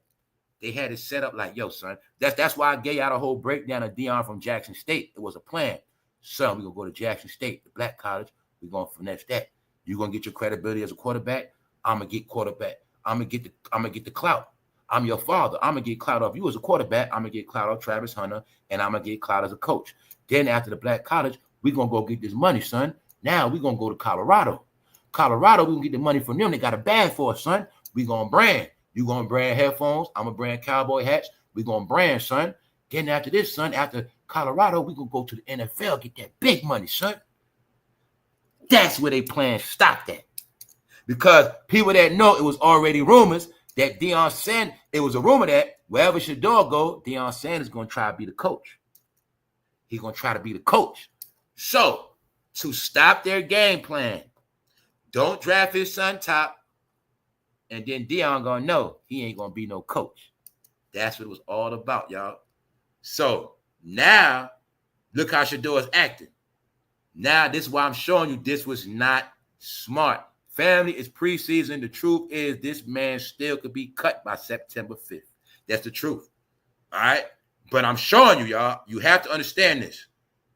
The days of trying to prove shit to people is over with. I don't care who you are, what you about, y'all. I don't care what you think, what you say out your mouth about nothing. The days of trying to prove stuff to people is over. When you understand that shit, you will get life clear. I'm just going to tell you what it is, y'all. Finesse 2 times mom asked for donation. Now, let's speed it up, y'all, to a janky-ass rapper. Only reason why we talking about him, he signed to Roc Nation, Yo Gotti, Jay-Z. He's Glorilla partner, meaning they on the same label, same people. So I'm just showing you. On his end, he's broke. The black gangster rap department is broke because all of their fans are going to jail. All of their fans are dead, and that's what it is. The rest of their fans out here broken, homeless, sleeping on somebody's couch. That is anybody that followed gangster rap. The truth is, anybody that followed gangster rap, believe in that shit, 9 times out of 10, they don't own shit, ain't nothing in their name. They don't have an apartment, they don't have a car, they don't have shit. Anybody that believed in the streets don't have nothing. That's what it is. If you stayed in the damn street up into 2024, I don't have to be a god to know you don't have shit. It's very simple. The rap game set up where you won't have shit. So if they fans don't have nothing, they don't have nothing. What else I know? They not getting no tours. They ain't getting no more big money. Jay-Z's on the run. Roc Nation. One of their artists. Okay? That's the background. On top of that, everything I've been talking about what? How those people that look like him are the main ones that started using all these apps for the wrong shit. What's another app they fucking couldn't stay their ass off? What's another app they use for professional begging? GoFundMe. His mama started a GoFundMe. The hole he came out of. Even though his mother is a criminal too. But we already know about their program. They all snitches. And they all you know what. That's why Finesse 2 times fresh out of jail with a deal. That's how you get the deal. You're going to be one or the other. The pink program is for real. All right? On that note, you see what's going on, right? Now, it's this shit played out on Instagram that him and his mother got beef. Allegedly, his mother had started GoFundMe because she broke, she being evicted. And allegedly, he ain't got no money for his mother. So we're going to look at this messy shit because it relates to everything I've been talking about the dysfunctional mother, which is the new parents, the dysfunctional kids, the idiots of rap, the blame game. What else I've been talking about? I just been talking about this shit. That's why to bring it up. About those people right there disrespecting and dragging each other online. Why his mother is dragging him online and their whole shit is a messy online shenanigan of mother and son. He's a rapper. His mother's homeless. Sean Kingston was a singer. His mother's in jail. See the pattern? All right, let's go. This is why rap is disgusting. Nobody cares about this shit, y'all. She said her rapper son had been paying her bills. But after a recent fallout, he stopped, leaving her to pick up the expenses. Pluria added that she had her own car, place, and look, his mama now, y'all, check it out. She said she had her own car, place, and job before relocating to Texas. Know what happened, y'all, in my opinion? He was getting that rap money. That rap money slowed up. You also used Finesse 2 times when I was talking about Shannon and people like that. Yes, Shannon got a little money left, but you don't understand how many people they take care of. Also, family, it is their own people that they take care of that also help them to go broke. Well, you got a sister, but your sister got kids. And your sister kids running her pockets, which are your nephew, your kid. You get some of your nephews and nieces. Y'all don't get how they got to break off all this money and it don't stop. Now, you also got family members that don't care. They let the bills get jacked up. They going on shopping spree. Your family start looking at you like you got their back. You ain't going to let them go broke. You straight. That's how it go. It's a lot of reasons why they go broke, y'all. It's a lot of reasons. This rap money is not money. And one thing, these people live in the world of, one day I'm be rich and I ain't got to work no more. But you don't get the whole clue to all this shit. You got to work to the day you die. Rich people work to the day they die. That's why it's really said with real rich people, when you like what you do, it's not a job. So they could be rich and still do their job because they like what they do. Other people's whole aspect is, I want to be rich, but I don't got to work. But the truth is also, y'all, the people that used to work lost their working spirit. So I know what this is all about. A generation of fucking leeches, beggars. Not only that, used to people doing shit for them. That's a whole mentality. But I'm just trying to tell you, that's a kid mentality. The world of your grown ass, cool, with somebody taking care of you. You don't get it. There's something wrong with that. It's one thing when you on bad times. It's one thing when you're trying to get on your feet. But when you live a life of somebody grown taking care of you like they a kid, like you a kid, and they owe you that shit, that means you're sick in the head. That means you're crazy. You don't get it. You came out of somebody's ass, but now you want somebody to take care of you, and you're grown. Y'all don't get this shit, right? In this world, it's a saying, you're gonna be born alone, you're gonna die alone. But a lot of y'all still don't get this shit. Y'all still live life blaming people for shit. You think people owe you shit. You didn't know that when you don't accept responsibility, that means you're a lunatic, you're delusional, you're a fucking weirdo. I don't hang with people that blame people for shit. I don't like people like that because I know the truth about life. Anything bad happened to me, no matter how it happens, either I accepted it, I put myself in that situation, I could have dealt with it too long, and it backfired. It doesn't matter. The quicker you accept your own failure, the quicker you move on. You know what? Man, I fucked up. I ain't doing that shit no more. Hey, if I was depending on somebody, man, I ain't doing that shit no more. Fuck that. You got to learn. See? So she going to also tell us this is not the first time her son did this to her. Or maybe Ma not looking at it like, also, we're going to go flip all back and forth through this. Maybe Ma not looking at it like your son can't afford to take care of you. Now what we going to talk about, how this been an epidemic in certain communities. What's that?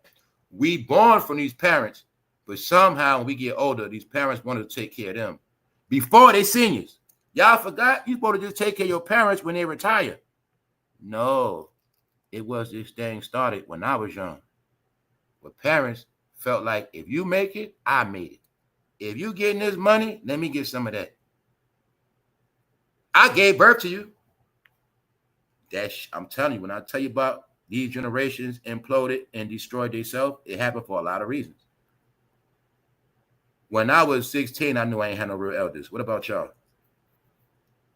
So I watched all this play out to now. What else we not accepting? A lot of people had kids. A lot of people were born on this planet. But what's the saying? Everybody wasn't a mother. Everybody wasn't a father. For people that don't get it to this day, 2025, a real father is the man that furthers your education. A real mother is a nurturer. She will nurture you. She will raise you up the best she can. That's a real mother. She will provide everything you need. That's the real mother.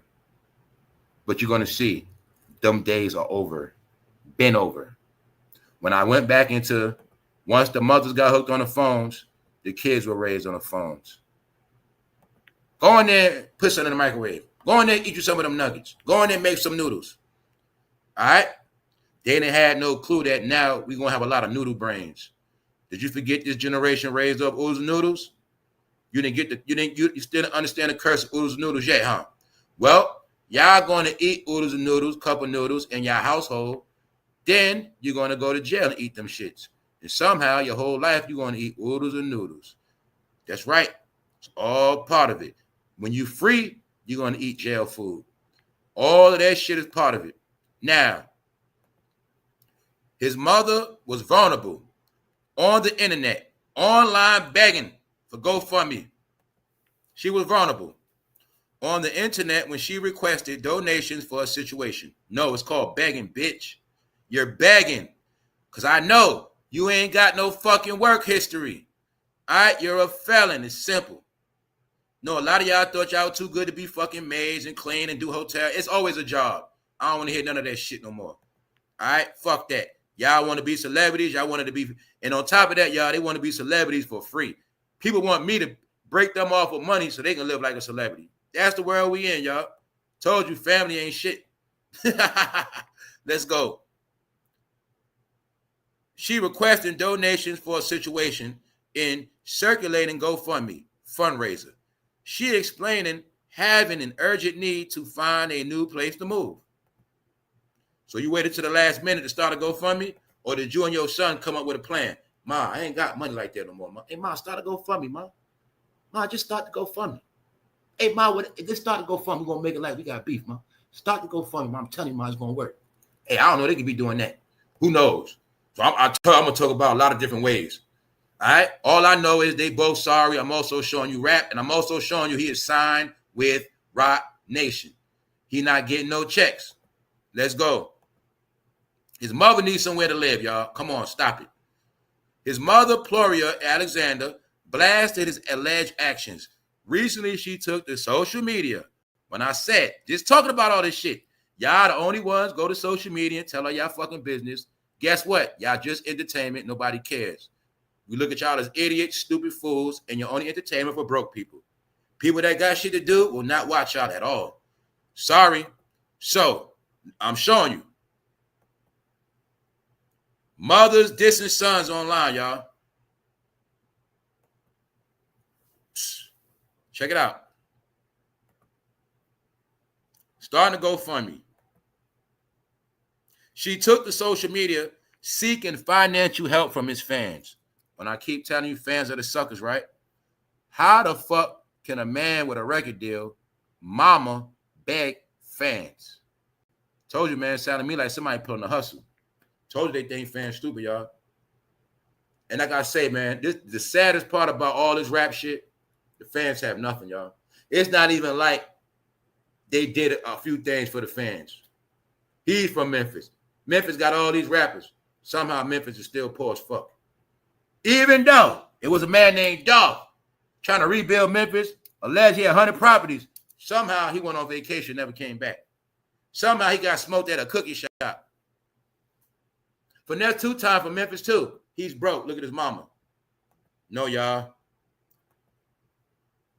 Mama begging online, y'all. Told you, man. Only thing you're going to see from these people embarrassing shit. Let's go. I'm doing everything I can to stay close to my family and maintain my health. But the stress is overwhelming. That's what she's saying, y'all. Y'all always using health because y'all don't get that. Y'all the most broke down people, unfit. You live the worst fucking life, eat the worst fucking food, do a whole lot of drugs.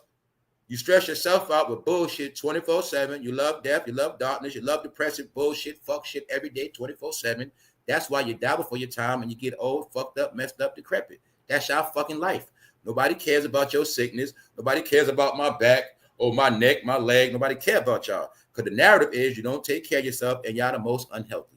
Period. Period. You still ain't gonna go juice. You're still not gonna go on a meatless diet. You're not gonna do shit but talk. I'm hurt. I'm sick. That's y'all. All right. So you're gonna take your fucking drama. You're gonna take your depressed, miserable ass life.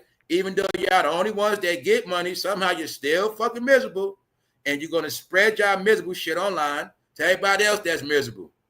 Meanwhile, I'm sick of seeing y'all face, and I'm done with y'all ass. Let's go. I'm doing everything I can to stay close to my family and maintain my health, but the stress is overwhelming. I struggle with anxiety and depression and emotion. Man, shut the fuck up. Everybody got anxiety. Everybody got fucking stress. It's called get over it.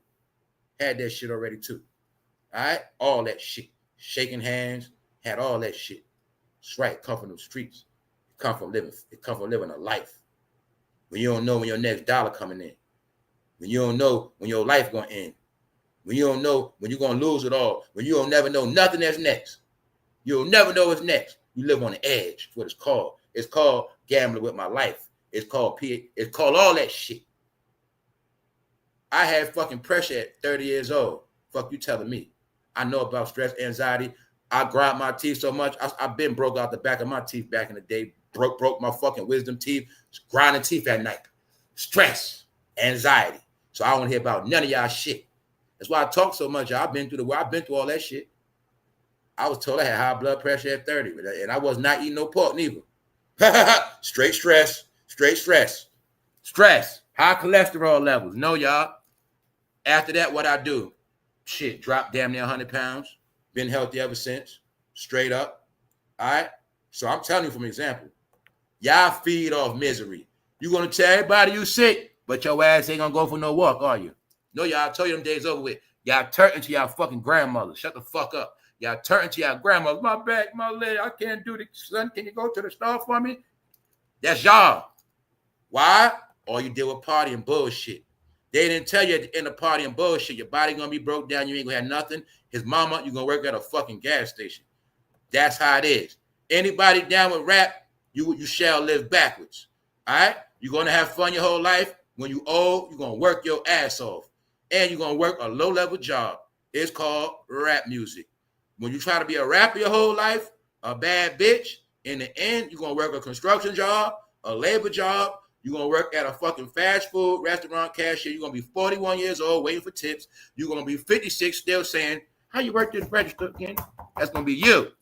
Tell you, man, y'all better get y'all shit right. This new world ain't for y'all. So what you watching is, it ain't just his mother, y'all. This is happening to a lot of people. When I just told you the other day, I saw somebody get an eviction on their door. And the thing about this is this. I know they got kids. I know what they got. I know they got a household. So I know what's going on. What also did I tell y'all? I said a lot of people not going to make it through this summer. There's going to be a lot of people last summer because I know financially, I also know how America works. For those who don't get it, a lot of y'all do because a lot of y'all get it. Y'all also forgive me, man. I have to understand when I started this channel, shit was so ignorant. Now things are smarter. People are way more smarter. Most of the ignorant people are off the internet. Most of them are gone for many reasons. So I gotta correct myself about dumbing down shit, y'all. I gotta fix myself with this. I only gotta talk to smart people. Y'all already know what's up. So my smart people already know. In August, September is the time when your bills are the highest because of the damn summer. Especially if you got kids. If you by yourself and you run your AC and you cook at home, you do more shit in the home in the summertime because it's hot. Your bills be the worst in September. Not only that, if your kids was home the whole damn summer, everybody on Wi-Fi 24/7, your bills be through the fucking roof. A lot of y'all, the real way is, like when the shit first came out, people forgot this. The real way is you're really supposed to turn your Wi-Fi off and on, really. When we go to bed, we really supposed to turn that shit off. Wi-Fi is a frequency that goes to your house all day, 24/7. You really are supposed to turn your Wi-Fi shit off at night and reboot in the morning. But people don't know that Wi-Fi staying on 24/7. Family, use your brain. Your Wi-Fi stays running 365 days a year. Now imagine how many people you got. If you got a house full of people using that shit, that's why your shit gonna stay high. Meaning, just by the Wi-Fi box alone, you will save hundreds a year, depending on the household. Like I said, if you in them certain households, if you're in a household where you got 3 rooms, 4 rooms, everything running, the power, the lights. See, I'm gonna tell you, I got secrets of how I finesse shit. My electric bill, like how I finesse my electric bill, I don't use light switches. See what I'm saying? I use only plug-in lights. That's it. It's them light switches that jack your bill through the fucking roof, y'all. It's light switches. So this summer, I did this experiment.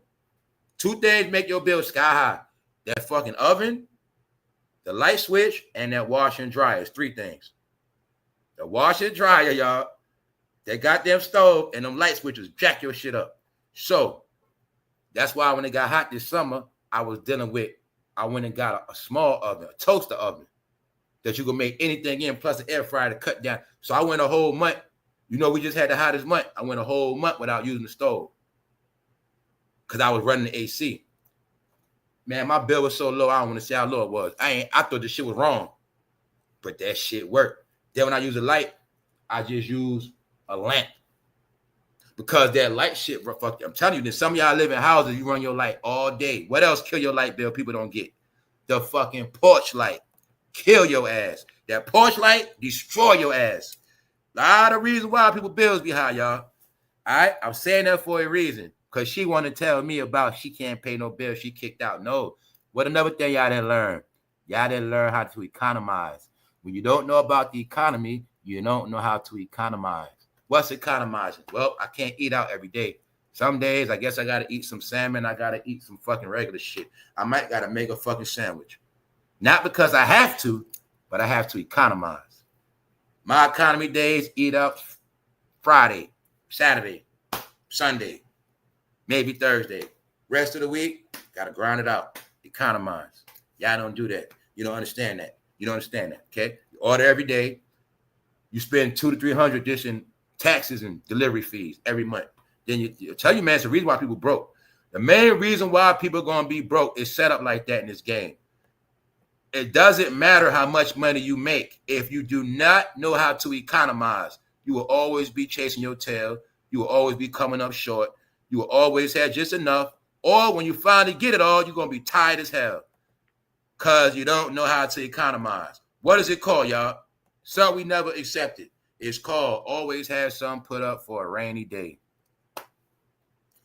This is why I'm also going to use Finesse 2 Time and his mother family to show you how the real reality is this. This is how you got to really think. It's not about being rich. It's about knowing how to economize. We in the world now, y'all, you have to already have 3 months rent put up or no less than 2 months rent put up. If you do not never want to be homeless, make sure you always got 2 months to rent put up. Worst come to worst, at least have a month put up. That is the world we live in now, y'all. When I tell you, anything else than that is uncivilized. You can talk to me about all the shit you got. You can show me a whole lot. But if you do not have your rent money put up 3 times already, you're not in this new world, y'all. Because we in the world, anything can happen. And when you got that rent put up 3 times, you will never, ever have to fear being evicted or being put out or a bill you cannot handle. This is the new world, y'all. It's not about how much you go out no more. It's okay, meaning the way the world is now, have all your shit in order and party as much as you fucking want. But if you're not doing that, you shall be finished. I'm just letting y'all know. I've been letting y'all know all this shit all these months about the new economy, the reset, how things gonna work. When I told you all that old shit ain't gonna work no more, because the plan is now what y'all gonna watch. Everybody taking themselves out. I'm also gonna tell a lot of y'all what's gonna happen in a lot of y'all life. A lot of y'all family members are gonna start calling y'all. A lot of family members are gonna start relying on y'all. That's also what the representation of this is. Everybody's life is gonna catch up to them, y'all. That's what's gonna happen. If you've been doing the right thing, you good. Everybody that's not, hey, they might call you up right now because they know you've been winning. That's the world we in, y'all. What else world we been living in? A world of grown-ups so used to taking care of grown-ups. That shit went on so long, it made grown-ups fucking slow. It made grown-ups lazy. It made grown-ups not do shit. No. This the main thing, y'all. A lot of grown-ups wasn't building their resume. A lot of grown-ups, they got gaps on their resume because people was not working in over a decade. These are facts. Everybody lived by the street code, y'all. Always. It's people I know never worked. What's the saying? It's called get it how you live. A lot of people live like that for decades. Now, anybody that live by the code, get it how you live, you're not going to be able to live no more. That's what you're looking at with his mother. She was able to live off that rap check. Everything was good. You know what else he probably want to tell his mother? Ma, I ain't got it like that. See? He could fuck around, don't got it like that. Because he with Rock Nation. They going broke. He could fuck around, don't got it. don't want to tell his mother he ain't got it like that because he don't want her to spread his business. Whole time that boy could be going broke. But look, now I'm gonna show you the other side. What if he really going broke? Ma ain't really got it. Now, Ma, you on the internet bashing me to all my fans and begging my fans and dissing me. But Ma, if I didn't rap, Ma, you wouldn't even be able to beg my fans for nothing. Why you begging fans? So I'm showing you, he could actually be a rapper going broke. Just don't want to tell his mother, Ma ain't got it. Mama, run the online, start a GoFundMe, and start dragging his ass. No, y'all, this what they about, y'all. This shit is scary, man, because when you see what a man mother would do, this also show you how low people are. But the secret is, y'all, I'm just gonna say this, y'all. No, like how my mother is, I just know how some mothers get down. I just say this, my mother is not that low, but I'm just gonna tell you, some mothers, I'm telling you, if you got a mother that's selfish, damn, man, I know how you grew up. Some mothers like that, y'all. And some mothers think when you make it, you owe them shit. You supposed to get them shit. And guess what? It's some mothers, you can get them a whole lot, but it's never enough. They won't appreciate that shit, and they still look at you like that shit mean nothing you gave me. These are facts. It's some mothers like that. So salute all y'all that really had true, loving, caring mothers from the heart with unconditional love. Huh? So when I tell you, when I got kicked out at 18, it was not a coincidence when I got kicked the fuck out. All right? Because some parents are different. Some of y'all got parents that never do no shit like that. Hey, I'm going to just leave it at that, y'all. So, this is why I am the way I am with a lot of shit.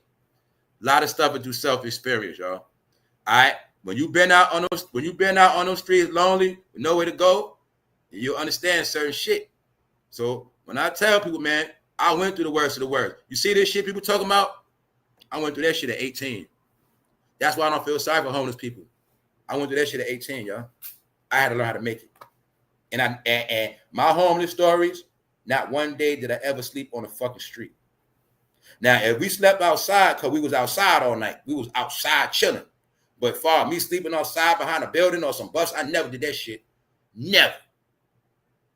This what made me, my hustle come from not having to survive. So that's why I tell you there's a certain behavior I got where I don't feel sorry for certain people because I know the truth about homeless. I know when you're homeless, only you could stop yourself from being homeless. When you're homeless, nobody can really help you, but they can help you help yourself. That's the only way you stop being homeless. All right? People don't want to accept it. When you sleeping in a tent, you accepted that shit. That's what I'm trying to tell y'all, because we're going to talk about that too, how it's national news, how it's been announced that they about to officially clean up homelessness because they know what's going to happen, y'all. What's about to happen, y'all? You about to see a major eviction in this country, y'all. You about to see major evictions, y'all. You don't believe that? Let's also look at leases. When the most time people move? When is the most time of the year when people move? If you can figure that out, then you know the most time when people can't, they lease be up. Family, it's about to be so many people homeless. Know why else? Not just homeless because of money. People are going to be homeless because it's a new criteria now. I'm going to say it again for people that don't get this housing shit, because we're going to talk about it. We got to talk. We're going to talk about the real talk, y'all. We're going to talk about how they recruiting right now. We speak. ICE is recruiting. ICE is recruiting senior citizens. They don't care. And they also about to start to clean up on this homeless shit. These are the real events that's going on as we speak. Now, back like with this homeless stuff, this is what they know, y'all. The housing shit is different now. You can have the money, y'all, but it's not just that no more. This is what's going to slay people. You have to be able to prove you've been working over a year. This is why I kept trying to stress people. Working is important now. Even if you got a BS job, you have to work if you want to be respected in society. Meaning when it comes time to handle business, if you have not worked, you're not legit, you're not going to be able to do nothing. They're going to treat you less than a human. Meaning your money is not good. I've been telling y'all this for the past couple years. So if you're not in tune, that's on you. It's set up a whole nother way. They know if they just pass law, they let it be known. We about to stop all this homelessness in the street. Because really what they saying, we know this shit about to get crazy. We already had homeless. People about to start losing their shit. Now, let me show you something. My smart people know what's up. First of all, you got to work a certain amount of time now. You ain't just getting no year lease working 6 months. You ain't just getting no lease because you work a couple months and they hit all of that. They learn how people work for a little while. For what? Just to get income tax? Then they take that money, put that on the crib. They know that. Who else know that? Car dealerships. They know that. They know all y'all did was work, get the check, run buy shit. Now it's not like that. How long you been at that job? Now what? Prove to us your yearly salary. Prove to us your paycheck. And your paycheck, we want to see 2 months worth of paychecks. That's the shit they've been doing. Why? We know you get big checks when you work overtime. You might just show us overtime check. No, we want to see your real check. Huh? That's the shit they on. They not playing. So you got to have the work status. You got to have the deposit money. Okay? But you got to prove you make 3 times the rent. You got to prove it. Your rent $2 grand. You got to prove you make $6 grand a month. You got to prove it. See that? It's no more. I got the money right here. They don't care about that. Prove that shit on paper. You make $6 grand a month. If you can't do that, sorry. Tell you that's the new world now. People thought it was a joke. So when I tell you a lot of people are going to be homeless, they also made it with what? Hey, can you put this crib in your name for me? I got the money. They made it where I can't do that for you. Can't do it. Why? They also got some shit where if we come to your house and people in your house not on that lease, your shit is terminated. Now you don't put all that money in the crib. Your shit terminated. What else laws they got, y'all? If you get caught smoking in this house, your lease terminated. Out of here. They got so much shit now. I'm telling y'all what's going to happen. I'm telling you. Now what? Not only, now this is the top level. A lot of places, what they really looking at, y'all? Your credit score. What else they looking at? How many times your bills got cut off? So that means they looking at your electrical records, your water records. That has nothing to do with your credit score. All of that. They're looking at your what? Eviction history. So I'm telling you, it's a lot of reasons why people are going to be homeless, y'all. Well, I told you, this shit is not based on money no more. It's based on your credentials. Your credentials is who are you as a human, as a person? Are you good? Are you bad? Are you clean? Are you legit? Can we give you this apartment? It's going to be straight. Can we give you this car? You're going to pay it. We tired of repos. We not with that shit no more. We don't just take money just to take it. That's what they're about now. They understood that old system doesn't work. You let people in your apartment, they run the shit down. You give them the car, they fuck it up, repo, you can't resell it. No, them days over with, y'all. This is why I say we are no longer in the world of fake it till you make it. Don't move in that neighborhood if you can't afford it. They're not going to let you in anyway. Don't try to get that car if you can't afford it. Oh, they ain't going to let you get it anyway. Tell you that's the world we in now, y'all. When you understand that, you'll just understand the world is not fucked up. It's just that you've been living fucked up fantasy shit, thinking you're going to always finesse and get through. No, this called, if you fucking grown, get your shit. Get it how you want. Live the way you want to live, but you got to do it. That's what it's about. Now let's go. Join ICE. Showing you that even the gov trolls now when I told you they took over all these apps. Miami Vice, Miami ICE. Join us now. America needs you. That's the campaign. America needs you. When I've been telling y'all the real Americans better stand up, when I kept telling y'all a lot of y'all with that foreign shit, some of y'all gonna get rounded up. But it's the truth. What up, Sister T? The truth is this. They also letting a lot of y'all know straight up. Give this like some of y'all last warning too. A lot of y'all getting last warnings. A lot of y'all that are legit, especially if you are young. You can get a job with Homeland Security right now as we speak. ICE. I say ICE. It's both. ICE hire and Homeland. But ICE hiring. Family, they are hiring. Now, if you're an ex-officer, they hiring even if you're a senior citizen. Because they know, they look at it as a role you could play, something. They said the announcement this morning that Americans need to step up because basically we got to get these sex traffickers out of here and these criminals. They ain't supposed to be here. And they want Americans to stand up. So what I'm telling you is, if you legit, they passing out checks, and you know that's a gov job. So even after that shit, you straight. You got that on your resume. Everybody that's clean. When I kept telling you, it was the reason why everybody got trained to be foreigners. Why? For some people, that's going to be a fun-ass job. They're going to be getting paid to kick people ass out. Got him. Get his ass. Getting paid for that shit. Also, y'all, some of y'all been snitches your whole life. Well, street snitches, you ain't getting no job. But if you a regular snitch, you get you a job. And tell on migrants now and get paid for that shit. Because you gotta remember, now you in your neighborhood, you might see one, you get their ass locked up, you getting paid.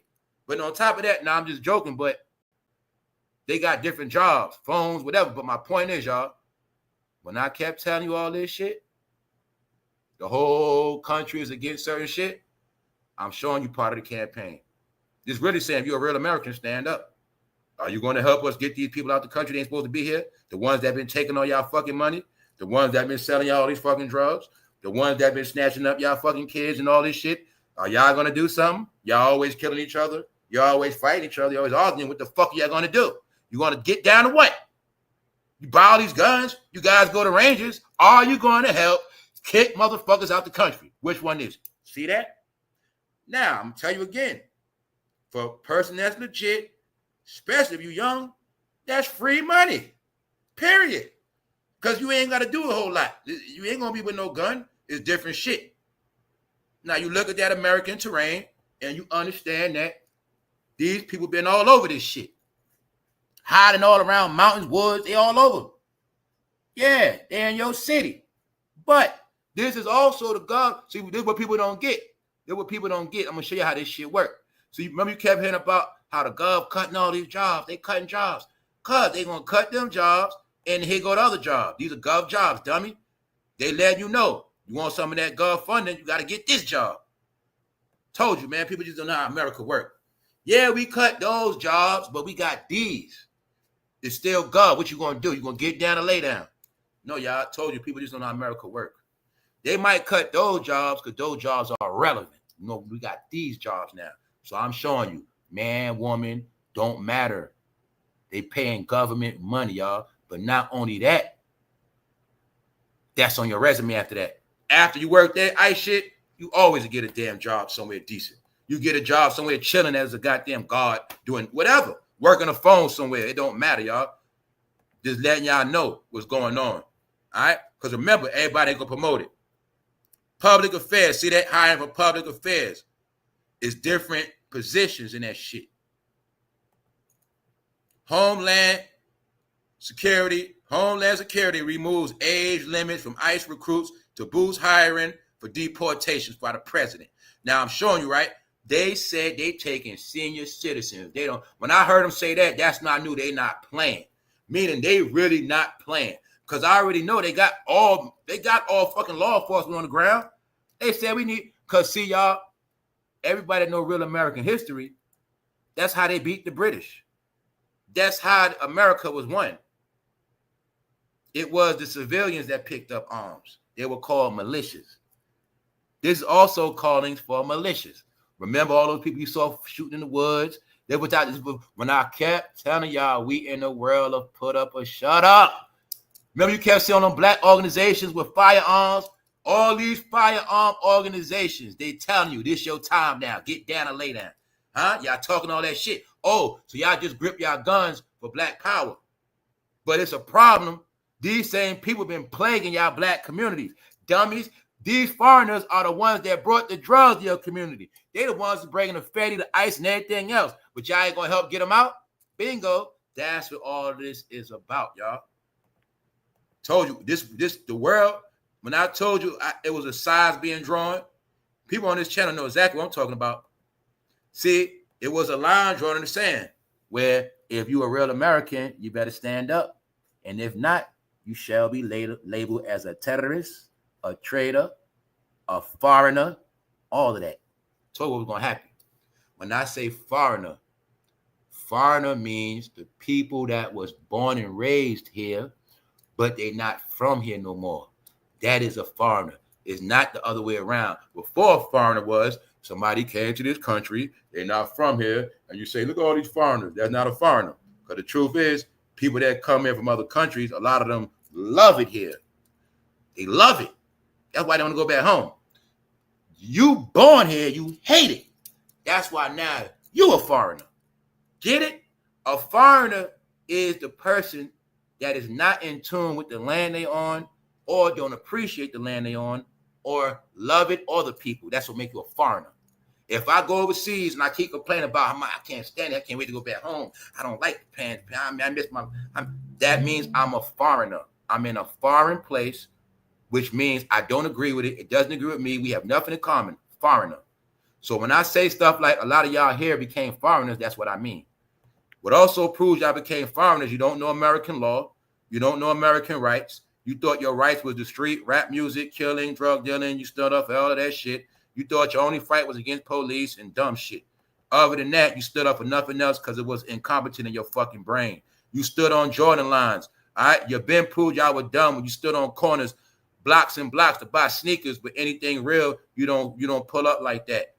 All right, the secret is some people jokes are cartoon characters. Now it's time to put up a shut up to see who's really the real Americans. All right, up to $65 an hour. See that? Weekly pay, flexible schedule, home education stipend, other great benefits, Department of Homeland. What you gonna do? A lot of y'all say you work from home. Well, go work from home then. I already told y'all the streets was over. I've been told y'all all this shit was over. Why you think I'm showing y'all all of this? I'm showing you everything I've been telling y'all from this movie. When I first came out, I told you crime was over. That was 21. I told you everybody was going to go to jail. That was 21. I told you everybody's going to be finishing the end. That was 2021. Now it's at the end. I'm able to show you your other option. Some of y'all, this is your only option. If you don't have no felonies, this is your only option to take care of your family. Hey, guess what? Homeland Security, you can move anywhere in the country. You get a job in New York, you get a job here, you can move anywhere and get down with them. Some of y'all, this your last leg, especially if you got family. So I'm just doing my part to tell y'all what it is. And guess what? You can get paid by throwing people out the country. Get paid for the shit. All right? So remember, y'all were taught to ride or die for everything else, right? Ride or die for your goddamn country. And then and on top of that, you won't be broke no more. And you always talk about your neighborhood got taken, well, you can take it back. Yep, I think when you work for them, you also got the right to grab people by the back of their collar and jack their ass up and say, where you going at? Yeah, I think you got that right. On top of that, y'all, just showing y'all the truth. ICE is hiring all levels.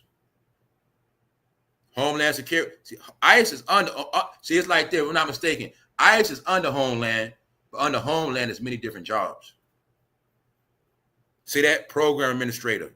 So you still got office job, office work. There's many different things. All right, so I'm just showing y'all. You fuck around, work Homeland Security doing fucking maintenance, labor, some shit.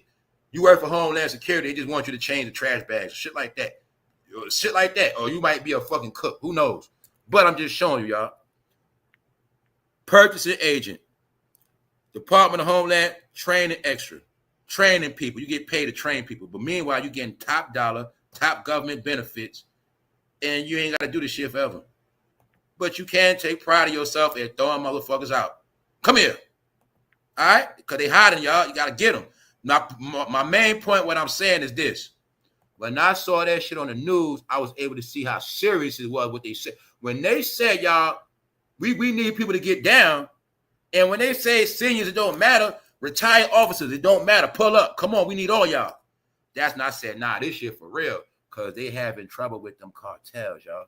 And a lot of people are hiding. Yeah. Look at it like this, too. They know the more people down with Homeland, they know your neighborhood going to be a real neighborhood watch. Shit, if everybody get down, at least if a lot of people, they look at it like, if a lot of people join, maybe in every neighborhood, we'll have somebody. Where when we was growing up, it was neighborhood watch. But now the neighborhood watch would be people working for Homeland looking for foreigners. Get it? Bingo. So let's move on. Now, what's the last thing I'm going to show you? Now, remember I was talking about renting out places? When you work for Homeland Security, you get that new place like this. When you work for them, you go to that car lot, you get that car like this. That's the difference in credibility and jobs, y'all. That's what I'm trying to tell y'all. These are the jobs to get you through the new world, and you'll be straight. It's for all the people that got the chance to do it. You won't have to worry about shit. Those are jobs you want now, y'all. Cybersecurity, tech, jobs where you gotta fucking watch humans monitor their ass. Those are the jobs of the future, y'all. Yeah, when I kept trying to tell y'all the new world is different, it's about studying human pattern and algorithm. This is why cyber security and other things are so important now. Scanning online jobs.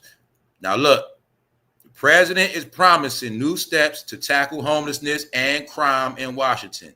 So I'm just showing you these campaigns against crime and homelessness. When I said they know it's about to be a major homeless epidemic.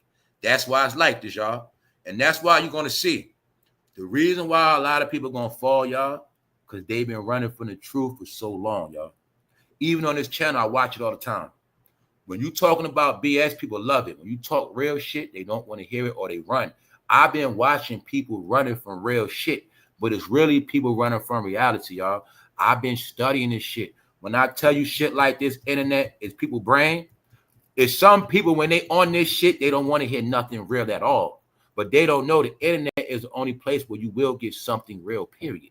You're not going to get nothing real in real life. You're not getting nothing real on TV. This is why people don't know shit, but they live a life of not knowing, which translate to a life of failure. Because people that want to get that, basing your life on entertainment and fun one day was going to fuck you over. And that's where we at now. Now we're in the time of information, y'all. All right? So, New York City house turned into illegal mini hotel, complete with soda machines. Why? Is people know the importance of property. Something I spoke about. It doesn't matter where you live at. It doesn't matter what you have. As long as you have somewhere to rest your head, you call your own, you treat it like a palace. That is the most important thing now in this new world. Everybody took shelter for granted. Now I'm telling you, y'all, shelter is the most important thing you can have. If you start looking at your shelter like your fucking palace, fix it up, take care of it, you'll understand what I'm saying. We in a world now where you have to also appreciate what you have, y'all. It's worth more than gold. I don't care if you have a fucking room the size of a bathroom. It's yours. You just put in that bathroom, that room, everything you fucking need, and keep your door closed, and you'll be all right. That's what we in now. But I'm also showing you how the foreigners were able to benefit, take shit. What else the illegals been doing? Squatting in people's homes. The illegals been taking over people's shit. They've been doing so much shit. You've been struggling trying to pay rent. Illegals been here 2 years staying in houses they don't fucking own, stacking their money up, running prostitution rings. No, y'all, they came here and ran wild. That's what all this is about, y'all. So now we at the point of housing, because we about to go into the fall and the cold era. So I know how they work. The gov knows it's about to be a homeless epidemic. They also know that. Let me tell y'all one more thing about the housing. You see how now everybody that got housing, these places, what they promote to you now, sign up for the program. That what? That you can pay half your rent now, you can pay half later. But what people not understanding, now you are getting down with separate companies from the owner of the property. What y'all going to see now also, what I forgot to tell you, it is also set up now with the new apartments where your ass ain't going to fight no courthouse. You're going to get out of here. Also, everybody that pays their rent through a company, you're not paying through the company. Meaning you're not paying the rental place, you're paying creditors.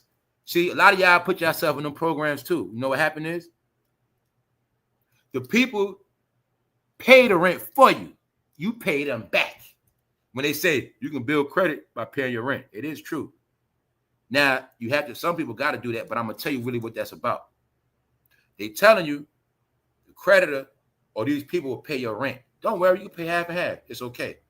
But what they're not telling you is, if you ever late on them bills, or you ever face eviction, it will not be no court case at all. And that's how you get put out faster. Why? You're paying a loan. You're not paying rent. That company pays your rent. They basically pay out a loan and you pay them back. So some people down with that shit. But I'm also tell you something else. It's not a good habit when you get in the habit of paying half your rent, y'all. Because you can get in that habit of paying half your rent and fuck around, some shit happen, and you can't get the other half. It also make you think you straight when you could play around a little bit. No, you better knock that shit out. I'm saying that because it's a shakedown on the whole country. So when he beefing with his mother about money, because she begging, and I don't feel sorry for her. What else his mother said? She said she got scammed by Africans, by Nigerians. No, you didn't. You was doing business with them. And what happened is your ass got caught. Leave that alone. Finesse two-time mother claimed in her fundraiser and a separate video, the Nigerian fraudster scammed her last year. The incident led to police charging her with money laundering. No, y'all are idiots that go for any money take and you have no clue about Nigerians. That's right. They worked that magic on your ass. They got that money and your ass got charges. They disappeared. Yes, yes, yes. Shout out to the Nigerians. Know about them very well. Hey, man, it is what it is. I just want you to see. His mom was convicted. His mom is facing 6 years. The same mother begging her son for money, y'all. No, his mother's a criminal, the con artist. She already got charges. His family already, he not even supposed to be out of jail. This is my point. She was dealing with Nigerians, can't pay her rent. He taking care of her. Now she broke, starting to GoFundMe. No, you're a fucking scammer. Nobody with a rapper son has the right to go. Like I said, y'all, GoFundMe is for regular people. First of all, niggas, GoFundMe was for anybody that was trying to get something started off the ground and needed help. If I want to start my production company, hey y'all know I'm for no fame. Man, I'm trying to build a studio. I'm trying to get better equipment. I'm trying to do a big project. I need some help. That's what the GoFundMe was for. GoFundMe was really for independent workers that need help and people that want to sponsor this shit. That's what it was for. It was never for begging. That's what y'all did. Facebook was never for begging. Facebook was never for who got weed? Who got stamps? That's fucking y'all. All right? GoFundMe was for help. Or if people wanted to support you at shit you had going on. That's what it was for, jackass. Y'all use that shit for begging, scamming. What's the number one thing they into? Death. We watched the whole world. Somebody died, go start a GoFundMe. Yo, we made 20,000. That's them. Because their whole life is what? Social media. But they look like two dummies. The truth is, y'all, this man going fucking broke because he went Rock Nation. Ain't no more checks getting cut. He's so broke, he might not want to tell his mother. So his mother got used to him taking care of her. She can't get away. See that criminal bitch? I'm going to call her what she is. I know what she is, a fucking bum. Why? When you that age and you have no income, you are a fucking bum. It is that simple. All right? So, the apple don't fall far from the tree. That's the coochie come out of. What does that mean? That mean they both ain't shit. Meanwhile, it's a reason why his ass broke, and it's a reason why you also broke. And mama, you probably helped him go broke, because some mamas do that too. Then on top of that, mama turn around and say, he didn't do shit. I'm messed up. I always lose when I want y'all to see this main part. She said this is the third time this happened to her, y'all. She said relocating to Texas from Memphis. She's tossing the blame for her possible eviction on Finesse, her son, and accusing him of being abusive. All right, losers, we're going to get this clear today, losers. There's no such thing as blaming nobody for your failures. All right? There's no such thing as somebody grown making you lose nothing. He made me lose my house. She made me lose my car, bro. No, dummy. You the one kept dealing with them. You the one kept believing in them. You saw what the fuck they was doing. You kept sitting there like nothing was going to happen. Your ass did it to yourself.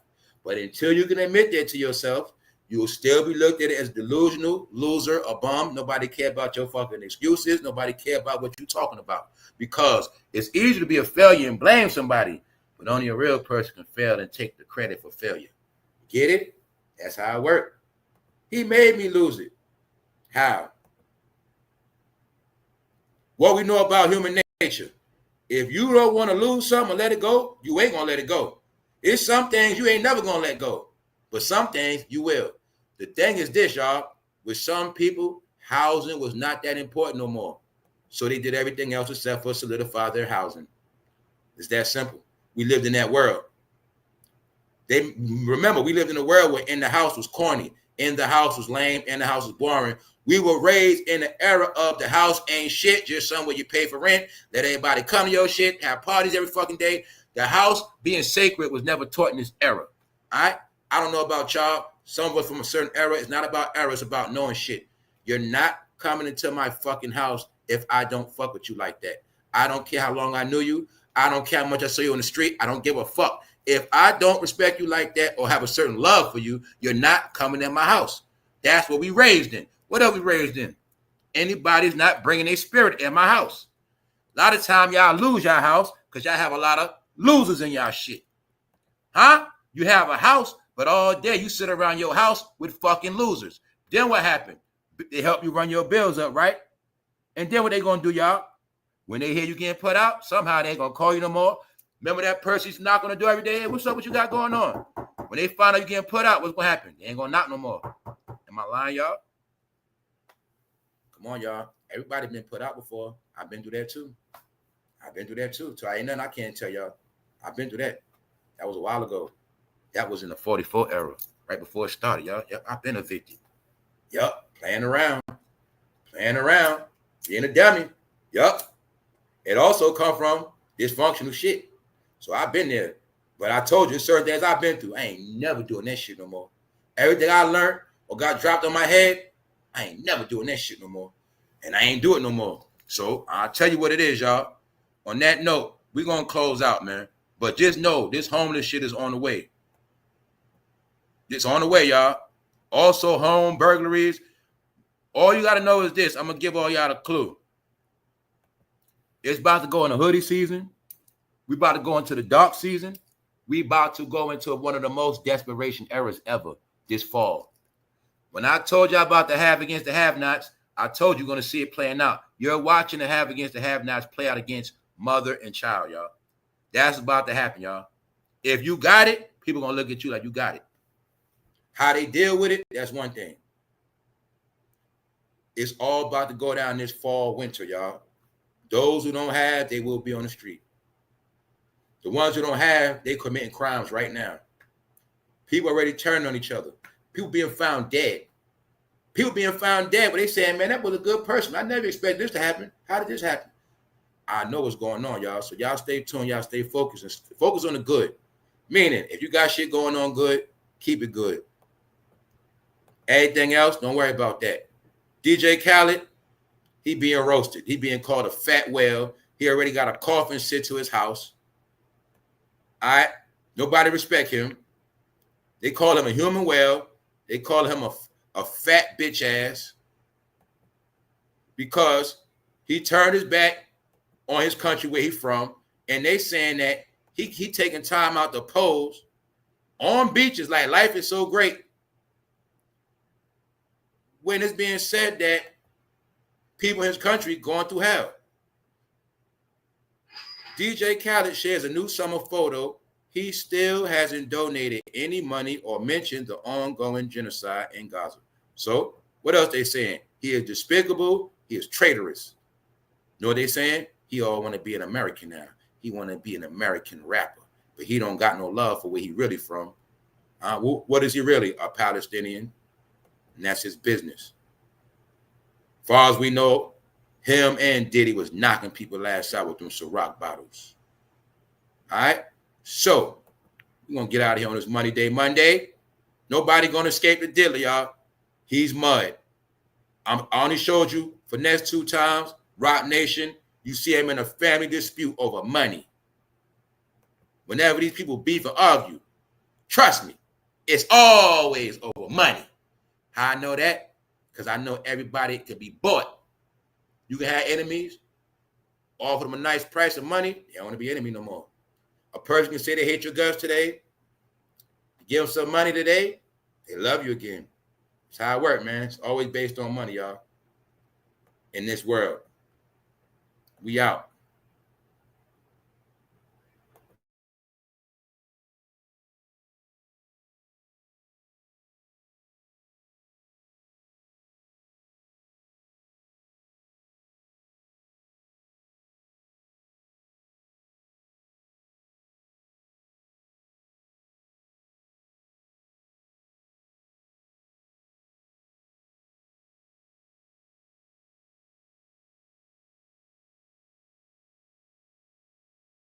That's the best thing to do. Pay them cars off and keep them. Every car you pay off is an investment. You might not have nothing, but a paid off car is something. People was taught to look at like everything ain't nothing. I don't care if you own 3 hoopties, you own something. You got that title, that means something. All that shit means something now. Straight up. Those your investments. All them notes you paying, those your investments. Something. You might not have shit, but your family might got 3 titles. You got something. All right? Remember that.